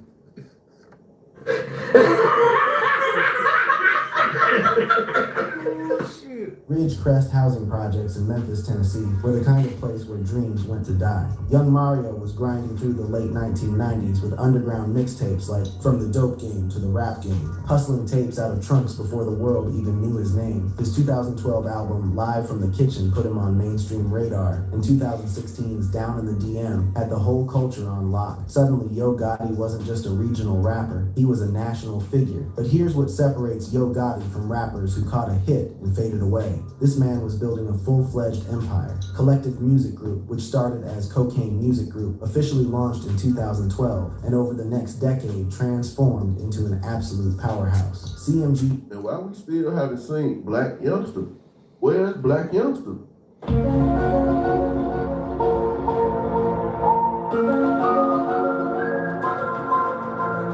Crazy. He signed Moneybag Yo, Black Youngster, Glorilla, ESTG. Partnerships with Interscope Records gave CMG corporate muscle. Yo Gotti diversified with real estate investments and a stake in DC United soccer team. The man was playing chess while others played checkers. Now, every empire needs a general. For CMG, that general was Anthony Big Joke Mims, Yo Gotti's older brother, born around 1976, and the invisible backbone of everything CMG touched. Big Juke was CMG's de facto #2 executive, handling talent scouting, promotions, street-level dealings, and all the dirty work that couldn't be traced back to Yo Gotti's clean corporate image. You'd see Big Jook in music videos, flexing on social media, rocking designer clothes head to toe, pulling up in luxury whips. He was known as the big homie of Memphis's North Side, the kind of figure people respected and feared in equal measure. But here's where the story gets murky. For years, whispers circulated that Big Jook was the enforcer, the one who handled the violent, dangerous side, while Yo Gotti kept his hands clean for the cameras and record executives. These weren't idle rumors. They were embedded in the culture, repeated in barbershops and anonymous comments online. The implication was clear. Yo Gotti was the face, but Big Jook was the fist. The brothers shared a bond forged in the fire of poverty and crime. Growing up in Memphis meant watching violence claim friends and family, meant learning early that loyalty was the only currency that mattered. In 2020, Yo Gotti spoke publicly about their relationship, saying, "My brother been my rock, he taught me the game." Those words would take on a haunting new meaning, but at that moment, they painted a picture of two brothers who had built something together, who would ride for each other until the end. The game Big Jook taught, however, was about to get deadly. Enter Young Dolph, Adolph Thornton Jr., the paper route empire general, who represented everything. Rest in peace to Young Dolph, man. Y'all already know. Drop them Dolph emojis in the comment section. independent in Memphis rap. Dolph wasn't just another rapper. He was a movement, a middle finger to the label system. Paper Route Empire became a symbol of self-determination. The beef between CMG and PRE ignited around 2014 when Dolph allegedly turned down a CMG deal. It's crazy that people can be from the same place and make a living for themselves, go forward in the game, and just go separate ways. But like, we don't have to, do business.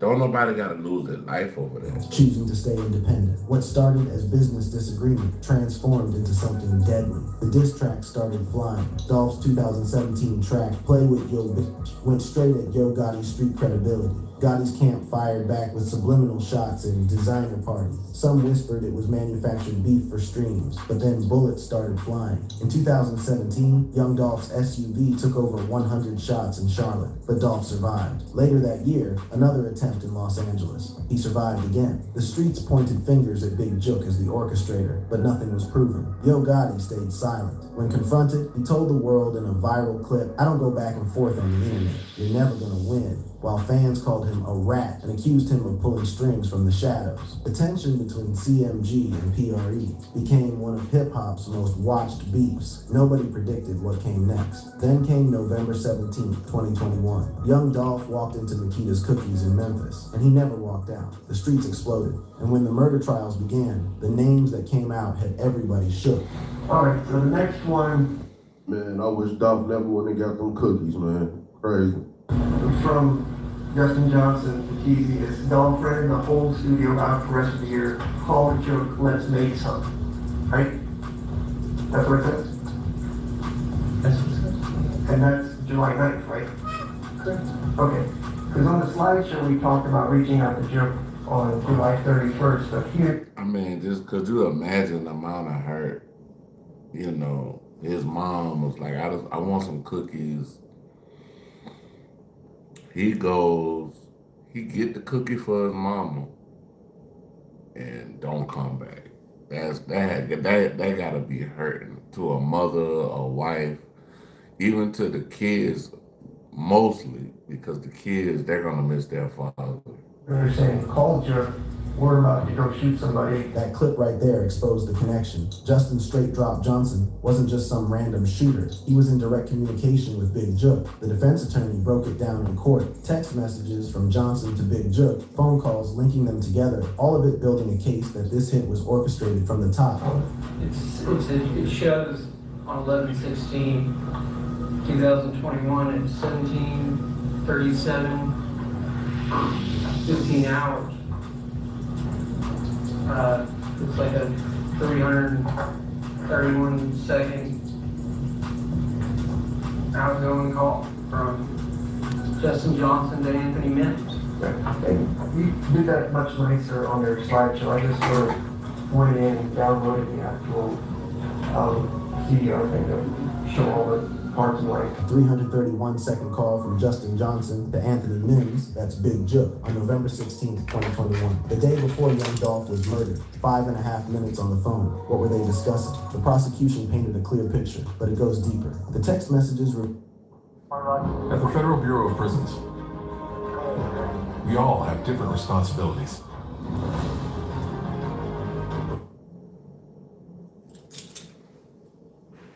We are one team. Discussing. The prosecution painted a clear picture, but it goes deeper. The text messages were. I ain't gonna lie.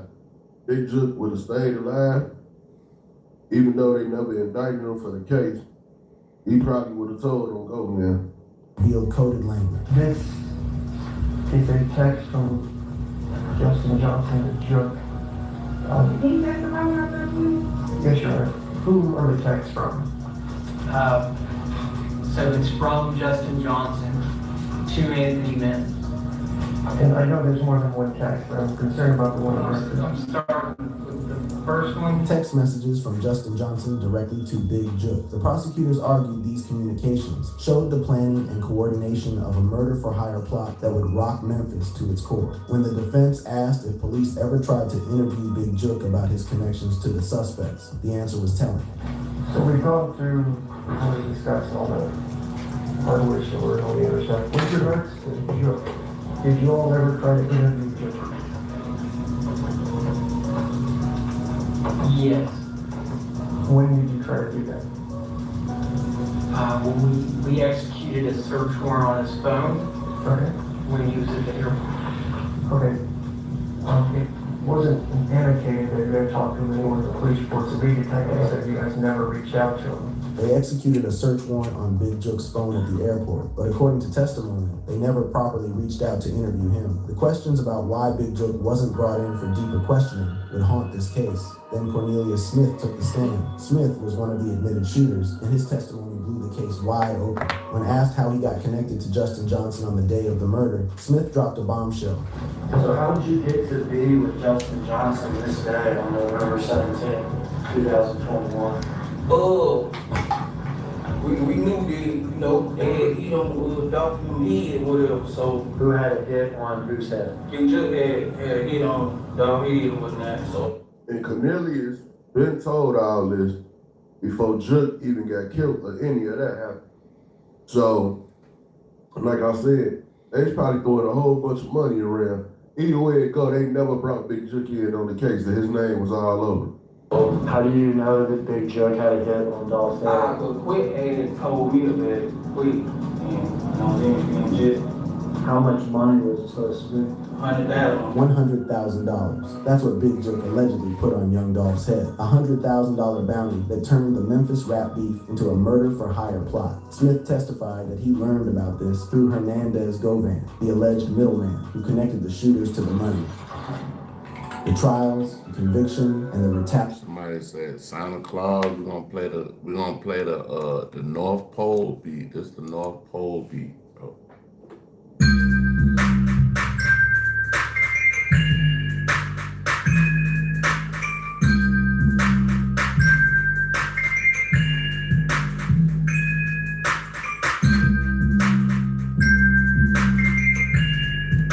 We had to play that North Pole beat for y'all for a second. The trials that followed young Dolph's murder ripped open the dark underbelly of the Memphis rap scene in ways that left the industry shaking. What emerged was a portrait of how street beef transforms into organized assassination, and how the line between music success and criminal enterprise can blur beyond recognition. Cornelius Smith's testimony became the nuclear bomb at the prosecution center. Smith testified in September 2024, admitting he fired the shots that killed young Dolph in chilling detail. He was paid $40,000 for the hit, pathetically small considering he was ending a man's life. Smith's motivation was a toxic cocktail of drug addiction and grief over his own child's death. He was broken, desperate, vulnerable, exactly the person who could be recruited to pull a trigger for money. His testimony detailed meetings, phone records, and financial transactions connecting the streets to CMG's highest levels. The prosecution built their case methodically, showing how money flowed from the top down to the triggermen. When questioned about financial arrangements with Hernandez Govan before the hit, right? And you testified earlier about this, just to be clear, Govan before the hit on Dog, before you did it, had already negotiated with you to get $10,000. The money trail led directly to the conspiracy. $10,000 from Smith, $10,000 from Johnson, all funneling through Govan as part of the larger $100,000 bounty allegedly orchestrated by Big Jook. The prosecution argued this was a murder for hire plot with Big Jook at the top of the chain. Even after Dolph lay dead, conspirators worried about getting paid. Okay. Now, I want to be clear about, I'm going to get to that in a minute, but I'm going to make sure $10,000 to you talked about it before, and then he came back to you after the fact and asked you about the 10 because he wanted his money, right? The money discussions continued even after the murder was completed and young Dolph was cold in the ground. And Cornelius only got what, I think like $800? Probably less than that. Jay, threw your life away for nothing. Everyone involved wanted their cut of the blood money that had been promised, treating a man's death like a business transaction that required proper accounting and settlement. Smith's credibility took serious hits during cross-examination as the defense attorney systematically attacked every aspect of his character and reliability as a witness. They hammered on his documented drug issues, painting a picture of a man so consumed by addiction that his memory and judgment couldn't be trusted. They pointed out that his lawyer was allegedly paid $50,000 by CMG-connected individuals, suggesting that his testimony might be shaped by the very organization he was supposedly testifying against. The implications were damning. Was Smith telling the truth, or was he telling a story that protected certain people while sacrificing others? But despite these attacks on his credibility, the phone records, text messages, and corroborating testimony from other witnesses created a web of evidence that proved incredibly difficult for the defense to untangle. Justin Straight Drop Johnson's trial concluded on September 26, 2024, with a conviction that sent shockwaves through the Memphis rap community. First-degree murder, conspiracy, felon in possession of a firearm. The charges stacked up, and the judge handed down a sentence that would keep Johnson behind bars for the rest of his natural life. Life in prison, plus an additional 35 years, just to make sure he never saw freedom again. Johnson's legal team immediately filed an appeal, claiming evidence issues and procedural problems that they argued tainted the trial, but the conviction stood firm. As Justin Johnson was led away from the courtroom in shackles, his future reduced to concrete walls and barbed wire, the streets of Memphis buzzed with a single burning question: would there be retaliation for Young Dolph's death? And if so, who would be the target? Hernandez Govan's trial took a dramatically different turn that surprised nearly everyone following the case. On August 21st, 2025, Govan was acquitted of all charges related to Young Dolph's murder. Smith's testimony, which had been so damaging to Justin Johnson, actually worked in Govan's favor. By implicating Big Jook more directly as the mastermind behind the bounty, Smith's words allowed the defense to successfully argue that Govan was being scapegoated while the real orchestrator was already dead and beyond the reach of justice. The acquittal left a bitter taste in the mouths of those seeking accountability, but it also highlighted a crucial fact. 2 hours, y'all. You That's case it. like that, you can't do nothing but smile afterwards. You know what I'm saying? Facing life in prison because they say you was the mastermind, and then the whole time, Big Jook was the mastermind. Jook would never face a jury for his alleged crimes. Speaking of which, Big Jook never got the opportunity to see his name cleared or condemned in a courtroom. The man who was allegedly at the center of Young Dolph's murder plot met his own violent end before the scales of justice could weigh his fate. On January 13, 2024, at precisely 4:15 in the afternoon, Big Jook was gunned down in broad daylight outside Perignon Restaurant and Event Center in Memphis's Hickory Hill neighborhood. The location was significant. He had just attended a repast, one of those gatherings where family and friends come together to celebrate the life of someone who has passed on. Surveillance footage from the scene captured the brutal efficiency of the attack. Two assailants emerged from a white Mercedes. Now, don't know who killed Big Jook, but at the same time, I could only imagine when you pay out all that money you was supposed to pay out, that could have been a reason. And the fact that you being gone helped Govan be his case, that could have been a reason. Straight up get back for Dolph, that could have been a reason. A lot of stuff, man. And like I said, you know, Big Jook, once Dolph had got killed, he was trolling, doing a whole lot of trolling PRE members.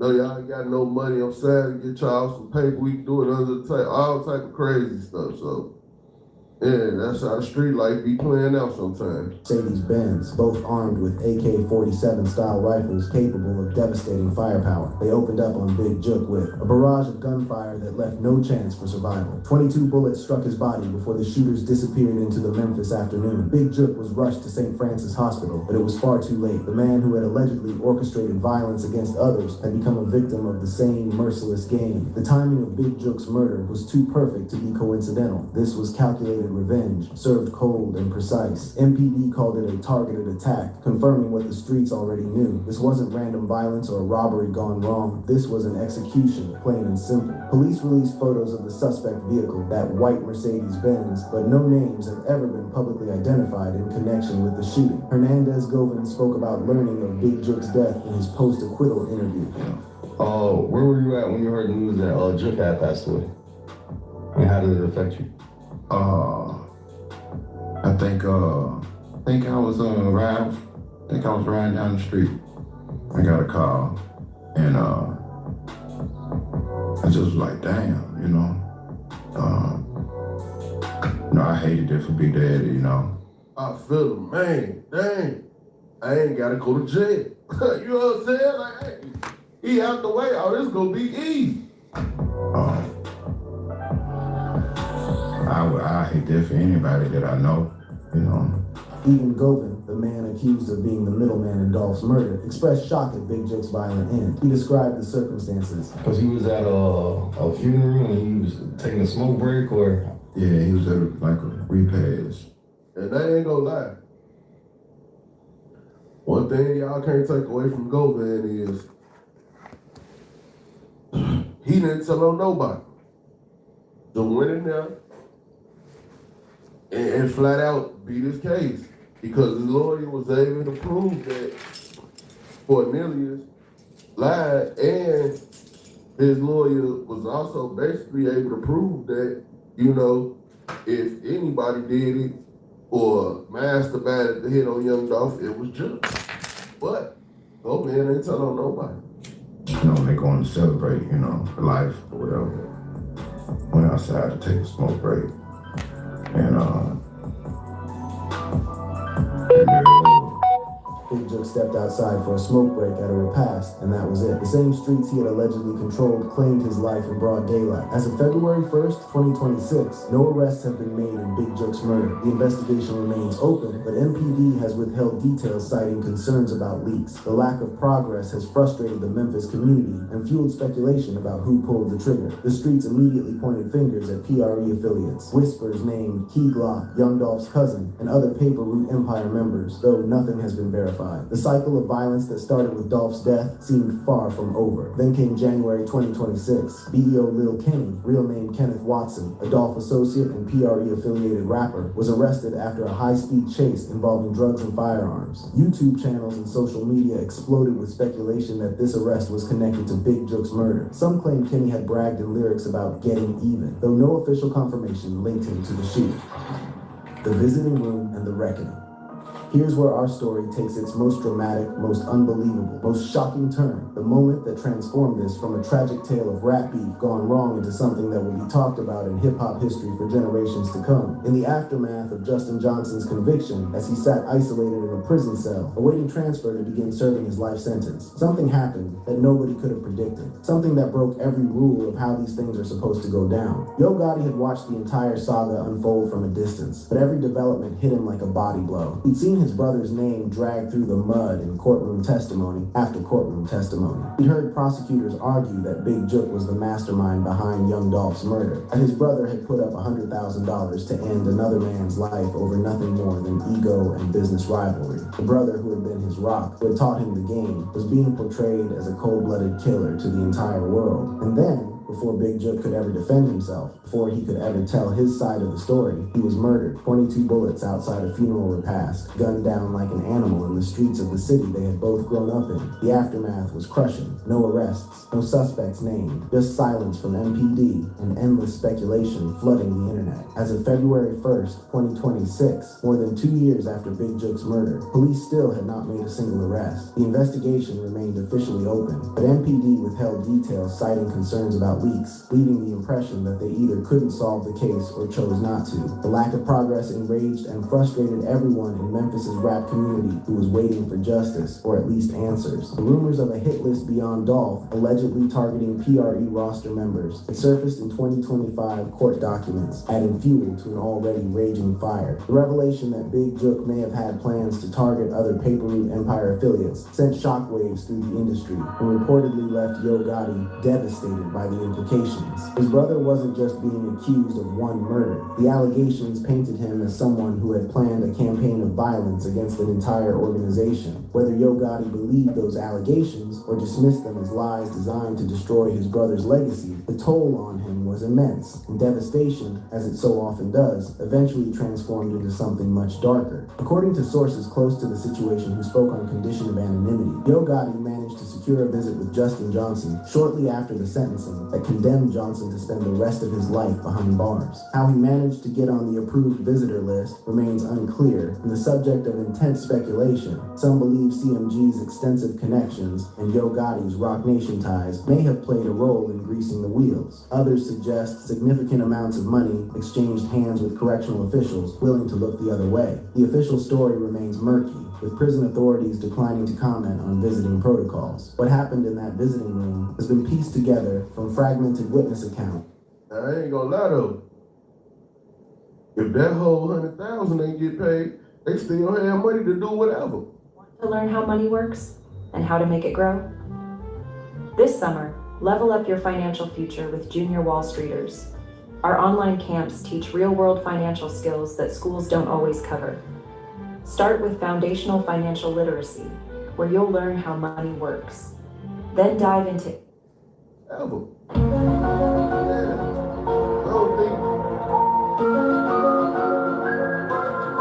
After that dog hit, I ain't see a whole 100,000 paid out. So we know Cornelius didn't get it. And straight drop, you know, he had enough Gucci North Face boots, some studio time, Gucci North Face jacket, and you know what that go for about?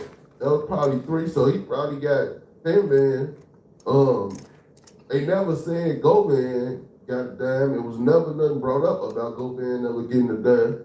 So yeah, they still had what? 90K, 80K. Yeah, 80K to clear up anything, to pay anybody off, to get anything going.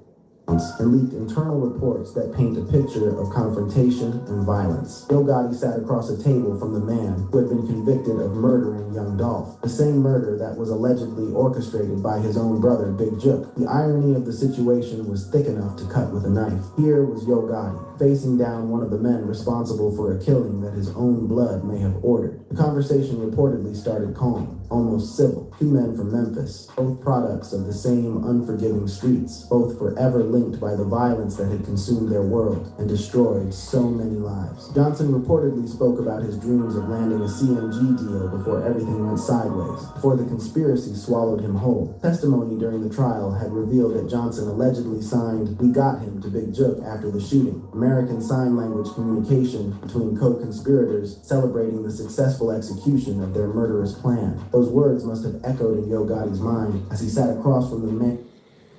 Man, we're about to get up out of here a little bit. It's cold up in here in Georgia. He had sent that message to his dead brother, but Yo Gotti wasn't there to talk business. He wasn't there for reconciliation or closure or any of the things that grief counselors recommend. He was there for answers, burning questions that had haunted him since the day his brother was gunned down outside that restaurant. Who killed Big Jook? Who ordered the hit? Who pulled the trigger? The streets had whispered constantly about retaliation, but no names had ever surfaced publicly. Johnson was locked up and behind bars when Big Jook was murdered, so he couldn't have pulled the trigger himself, but he knew the players, he knew the game, he knew how these things worked and who had the motive and the means. According to accounts from those present, when Johnson refused to give up information, or perhaps when he said something that pushed Yo, Gotti passed the breaking point, some word or phrase that disrespected Big Jook's memory. The Memphis mogul made his move, a makeshift weapon fashioned from materials either smuggled into the visiting room or obtained from within the correctional facility itself, found its way into Gotti's hand. The man who had spent years building a legitimate empire, who had shaken hands with corporate. I'm sorry, but Yo Gotti got too much money. He going into a jail, trying to stab somebody up. Yeah, that's and risking his whole empire. Ain't nowhere in here. After his brother got killed and the heat was already on him. So I don't know about this. Executives and appeared on magazine covers, transforming that moment into something far more primal. The attack was swift and brutal and over almost before it began. Guards responded within seconds, their training kicking in as they rushed to separate the two men, but the damage was already done. Johnson sustained multiple stab wounds to his torso before Yo Gotti was physically restrained and wrestled to the ground. Medical teams were called immediately, rushing to stabilize Johnson. Man, if this shit would have happened, Yo Gotti would have been in jail. Yeah, bro. Ain't no way in the hell you gonna go meet somebody in the jail, stab them up, and you gonna walk out. That don't work like that. It don't work like in custody. Yeah. I don't think Yo Gotti would have stabbed up Straight Drop at all. He took out his biggest op for him. And he was in jail when his brother got killed, so I don't believe that. Handcuffed and led away from the chaos he had created. The news of what happened in that visiting room exploded across every social media platform, every news outlet, every gossip blog within hours. The man who had built CMG into a $100 million empire, who had signed lucrative partnerships with Interscope Records and diversified his investments into professional sports and real estate, who had maintained his clean public image for decades while his brother allegedly handled the street-level business. That man had just committed an act of violence in a prison visiting room that would change everything. Legal analysts immediately began debating the charges Yo Gotti would face. I'll be right back. Give me 1 second. Assault with a deadly weapon, attempted murder, smuggling contraband into a correctional facility. The list of potential charges grew longer with each passing hour as prosecutors assessed the situation and considered their options. His high-powered attorneys scrambled to control the narrative, releasing statements and speaking to media outlets, but the footage from the visiting room security cameras and the statements from witnesses left precious little room for a defense strategy based on denial. In the aftermath of the visiting room incident, the broader context of the Memphis rap scene's endemic violence came back into sharp focus. This wasn't just about two men in a room, it was the bloody culmination of a decade-long war between CMG and PRE, between the philosophy of empire building and the ethos of independence, between Yo Gotti and Young Dolph, a conflict that continued to claim victims even after both central figures were gone, one to the grave and one to a prison cell. The community toll has been absolutely staggering, devastating an entire generation of Memphis artists and residents. Artists have fled the city in droves, unwilling to risk becoming the next casualty in a war that seems to have no end. Key Glock, Young Dolph's cousin, and one of the most talented artists to emerge from PRE, reportedly relocated after Dolph's murder, putting distance between himself and the streets that had claimed his family member. Over 300 murders occur in Memphis annually, a horrifying statistic that includes numerous deaths tied to rap beefs and gang affiliations. The violence has become generational, passed down like a cursed inheritance, a cycle that feeds on itself and grows more destructive with each passing year. Cornelius Smith, the man whose testimony helped convict Justin Johnson and whose words implicated Big Jook in the murder-for-hire plot, had detailed in court the intricate web of connections that bound these men together. Who's Golding? Alright, and who is Golding? Hernandez Golding, Quick. You know about Quick? Okay, who's Clay? Associate. Alright, when you say associate, is he younger or older than you? Older. What neighborhood do you hang out in? Orange Mountain. Does he live over there? Yes, sir, he did. Do you know what street his house is on? Great. Are you familiar with that street? Yes, sir. That testimony traced the connections through neighborhoods, associates, through family ties, and street affiliations, mapping out the networks that exist in Memphis's most dangerous areas. The same streets that birthed both CMG and PRE, that produced both Yo Gotti and Young Dolph, those same streets are now drowning in the blood of their children. The music that was supposed to be a way out has become, for too many, a path to prison or the grave. As for what comes next, the legal proceedings against Yo Gotti continue to unfold with the entire industry watching. His empire faces the most uncertain times it has ever known. Leadership questions, public relations, nightmares, and the very real possibility that its founder will spend years behind bars. CMG artists have remained largely silent since the news broke, their social media accounts scrubbed of any commentary on the situation, their public appearances canceled or postponed indefinitely. The music industry watches and waits, uncertain of what the future holds for one of hip-hop's most successful independent labels. Online speculation has run absolutely wild, with every corner of the internet offering their own theories and opinions on what happened and what it means. Some voices call Yo Gotti's actions justified, a grieving brother seeking vengeance for his murdered sibling, doing what the justice system had failed to do. Others point to the... Yeah, this whole video cap, bro. That man ain't stabbed nobody. He ain't did that. I know he ain't did that. But anyway, anywho, let's see what the hell going on.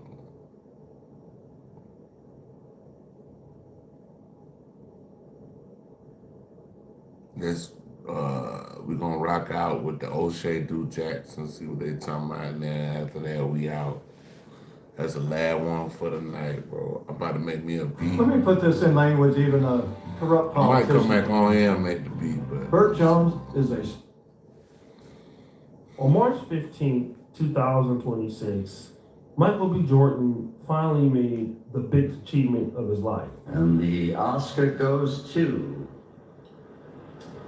Michael B. Jordan. Michael B. Jordan finally won his first Oscar with his performance in the movie Sinners. Michael B. Jordan had been winning a lot of movie awards from just different movie bodies in the industry, but the Oscars was the one that he was looking for. And for Michael B. Jordan, this has been a long time coming. Michael B. Jordan is from Newark, where he attended the legendary Arts High School. And it was a long ride from Newark, New Jersey to Los Angeles, California, into the industry. But there's something that we're missing here. There's this old African American adage, and it goes like, you'll have to work twice as hard to get half as far. And this generally holds true across generations, across the diaspora, right? Like, it's a firmly held proverb in the community. As a Black person, in any room you walk into, you're expected to be twice as charismatic and twice as smart and twice as disciplined and twice as interesting, but like, you literally get peanuts in comparison to the white people. Now, this is a pretty interesting saying in the Black community because largely it has been true. A Black person typically has to be twice as hardworking, twice as good to get the same results as a white person. Historically, that's kind of what we've always been saying in the community. If you're a Black man like Michael B. Jordan, it's even worse. You may need to be 2 to 3 times as good, and you cannot have any scandals. Your life off camera has to match your life on camera. And it's very difficult for a young man like Michael B. Jordan, under 40, to not be having problems, to not be having kids out of wedlock, to live up to who he says he is on camera professionally. Is something that many Black men need to understand. And then again, there is the elephant in the room. The Lori Harvey breakup. We all know from 2020 to 2022, Michael B. Jordan dated Lori Harvey.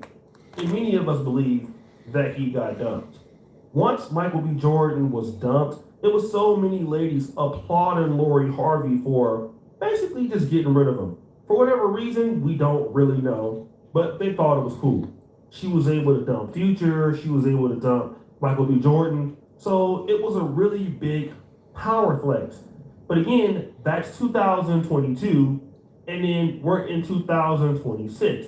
Now, he was getting hit with cryptic posts from Lori Harvey. She was throwing a lot of shade by putting up these cryptic stories on Instagram. Like, this was a very popular one where she basically said dump him, right? This is like right after the breakup of Michael B. Jordan.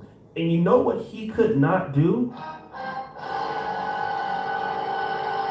He could not respond to her. This is important for all of us to know. Just because you're going through pain and other ladies have the opportunity, or your ex-girlfriend or whatever the case is, to come out and bash you, you have to stay in pocket, especially if you are a professional Black man. If you are tied to an industry and somebody else signs your check and you need to have the appearance of a Black man that can control his emotions, you can't respond.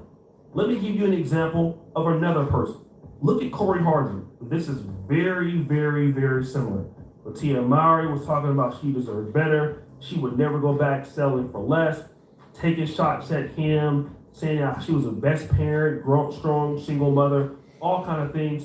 Obviously, he must have felt bad about this, but he did not respond. He said he cried every night for a year straight. But you know what ended up happening for him? Oh, he just went to Tyler Perry and got a major multi-million-dollar deal. Again, just because you're hurt as a Black man doesn't mean that you gotta act erratic. You still have to learn to control your emotions. And this is the exact same thing that Michael B. Jordan did. He did not let this bother him. What did he do? And that adage was absolutely on display last night at the Oscars because Michael B. Jordan did win Best Actor, but he won Best Actor for a movie in which he played 2 literal leading roles. Okay, he worked twice as hard. Sinners has become an absolute cultural phenomenon. In the movie Sinners, he was dedicated. So much so, he played 2 roles to win the award in order to make a great movie. That's right, he worked twice as hard. And then what else happened? And he won, right? But throughout this award season, throughout his press, Michael B. Jordan has been delightful and gracious and humble. And despite winning, despite doing all of those things, he remained humble. But do you want to know what? What kind of stuff is Lori Harvey doing right now? What's up, guys? So I just finished washing my hair. Don't mind my wet shirt. And on days when I'm wearing my hair curly, I like to use the Shea Moisture Coconut and Hibiscus Curl Enhancing Smoothie. And what else? Okay, so I just got back from my birthday dinner. I went to do a little fit check. That's what I wore tonight. I know what you're probably wondering. Why did I post videos of Lori Harvey and what she was doing? Well, Lori Harvey is doing what all influencers are doing who are obsessed with themselves. Talking about themselves and not giving the industry what they have. Everyone over 50 needs this app. Instead of panicking every time you get some strange notification on your phone, you just ask it what they really want. Lori Harvey is building her brand, her individual brand, by caring about what she likes. And those fans who like her will be worshiping her because, oh my God, you're liking what Lori Harvey has. And oh, let's buy her skin collection so that you can use her makeup. This is the typical play of ladies who think that they're really all that, but maybe they're not. And when Lori Harvey broke up Michael B. Jordan, it was all about her. It's all about her needs. Her needs have to be met. It has to serve her. Well, look at Michael B. Jordan. He is serving the whole international world. And that's why his value is growing and hers is not. Lori Harvey is going to be declining probably pretty fast in the next 5 years. And it's not because she's not attractive or it's not because she's not beautiful. It's just because Lori Harvey doesn't have any interest on making anybody happy. The only person that Lori Harvey is okay about making happy is herself. This is a difference with men. A man's prime is a lot later in life because it's way more seasoned. Talking about if you do it right, 30s to late 30s to beyond. Think about all the successful men that you see in your day-to-day life. They're always going to be older than us. Yes, there will be outliers and anomalies that will be relative to our age, but it's usually people who are significantly older than us. That's just how it works. That's just how life is. When I see dudes ready to kick the bucket about some struggles that they're going through at like 18 through 25, gang, just realize it's not your time yet. You're not ready yet. But if you keep on working, you start seasoning yourself, you start figuring out what looks good on you, what does good for you, what makes you money, you get your body right. Bro, by the time you are in your 30s, you're gonna be straight. And this is why men like Michael B. Jordan end up winning later on in life. And I want to talk about this, especially to you brothers out there who might be younger or things are not really going your way and you come onto some hard times. We're all gonna come into hard times in life, right? That's why the scriptures say, man born of woman shall surely pass away and his life is full of trouble. So your life is going to be full of trouble. But the one thing that you got to understand as a man is while your life is full of trouble and problems, it doesn't mean that you got to make somebody else's life full of trouble and problems. See, if you want to go head on and get successful, you got to find out how to be valuable to other people, okay? And that's what Michael B. Jordan did. He said, I'm going to work twice as hard to be valuable to other people. And Lori Harvey is saying, I want somebody to work twice as hard to serve me, which that is not worth it, okay? Michael B. Jordan was extremely successful in 2022. She didn't like that version. She's actually gotten worse. He's actually gotten better. And even if she really wanted to date him, she would have no real opportunity. It's not because she's not beautiful. She just don't have anything to offer. She didn't grow in the last 4 to 5 years. She's still the same person. You know, Lori Harvey is like that good basketball player that can jump real high and, you know, he has a good mid-range, but, you know, they can't go left or they're not the best defender. They can't read the pick and rolls. They haven't worked on their skills. And so she's just kind of hit a plateau, whereas Michael B. Jordan is not. He's figuring out what the world wants and he's willing to give the world what it wants. And so as men, that's what we have to do. It's what we are called to do. We are called to give the world what it wants as men, because typically that's how society grows. And once we're able to give the world what it wants, the world gives us what we want. Women, many of them, not all of them, in my honest opinion, believe that the world should give them what they want, and they focus about what they should get. This is kind of why you see a lady that may have 3 or 4 kids, about 4 different dudes, and I deserve this and I deserve that, and what somebody must do, what somebody must serve me, somebody must do this and that. Anybody can feel however they want. If you have a girlfriend or a wife or somebody who's left you recently and you're going through those problems, it's understandable. But the key is this: that lady or that woman, if she is selfish, you don't have to worry about her meeting a better guy. And she won't. Even if she does meet a better guy, he won't be there for long because she's not going to grow. She'll still be dating the same type of dudes for the same amount of time, and then you'll just continue to get better. And then you'll put yourself in a position to meet the person who wants to take you to the next level. And that's the one great thing about life that I love. As long as you are looking to be more valuable in giving people what they need in order to be a good person, you're going to get rewarded. Just like Michael B. Jordan. It might be twice the work and it might be twice as hard, but you're going to get it. Instead of sitting back thinking that somebody owes you something when they don't. And I wonder how Lori Harvey feels now, but she's sitting up making TikTok videos about how to do a makeup tutorial.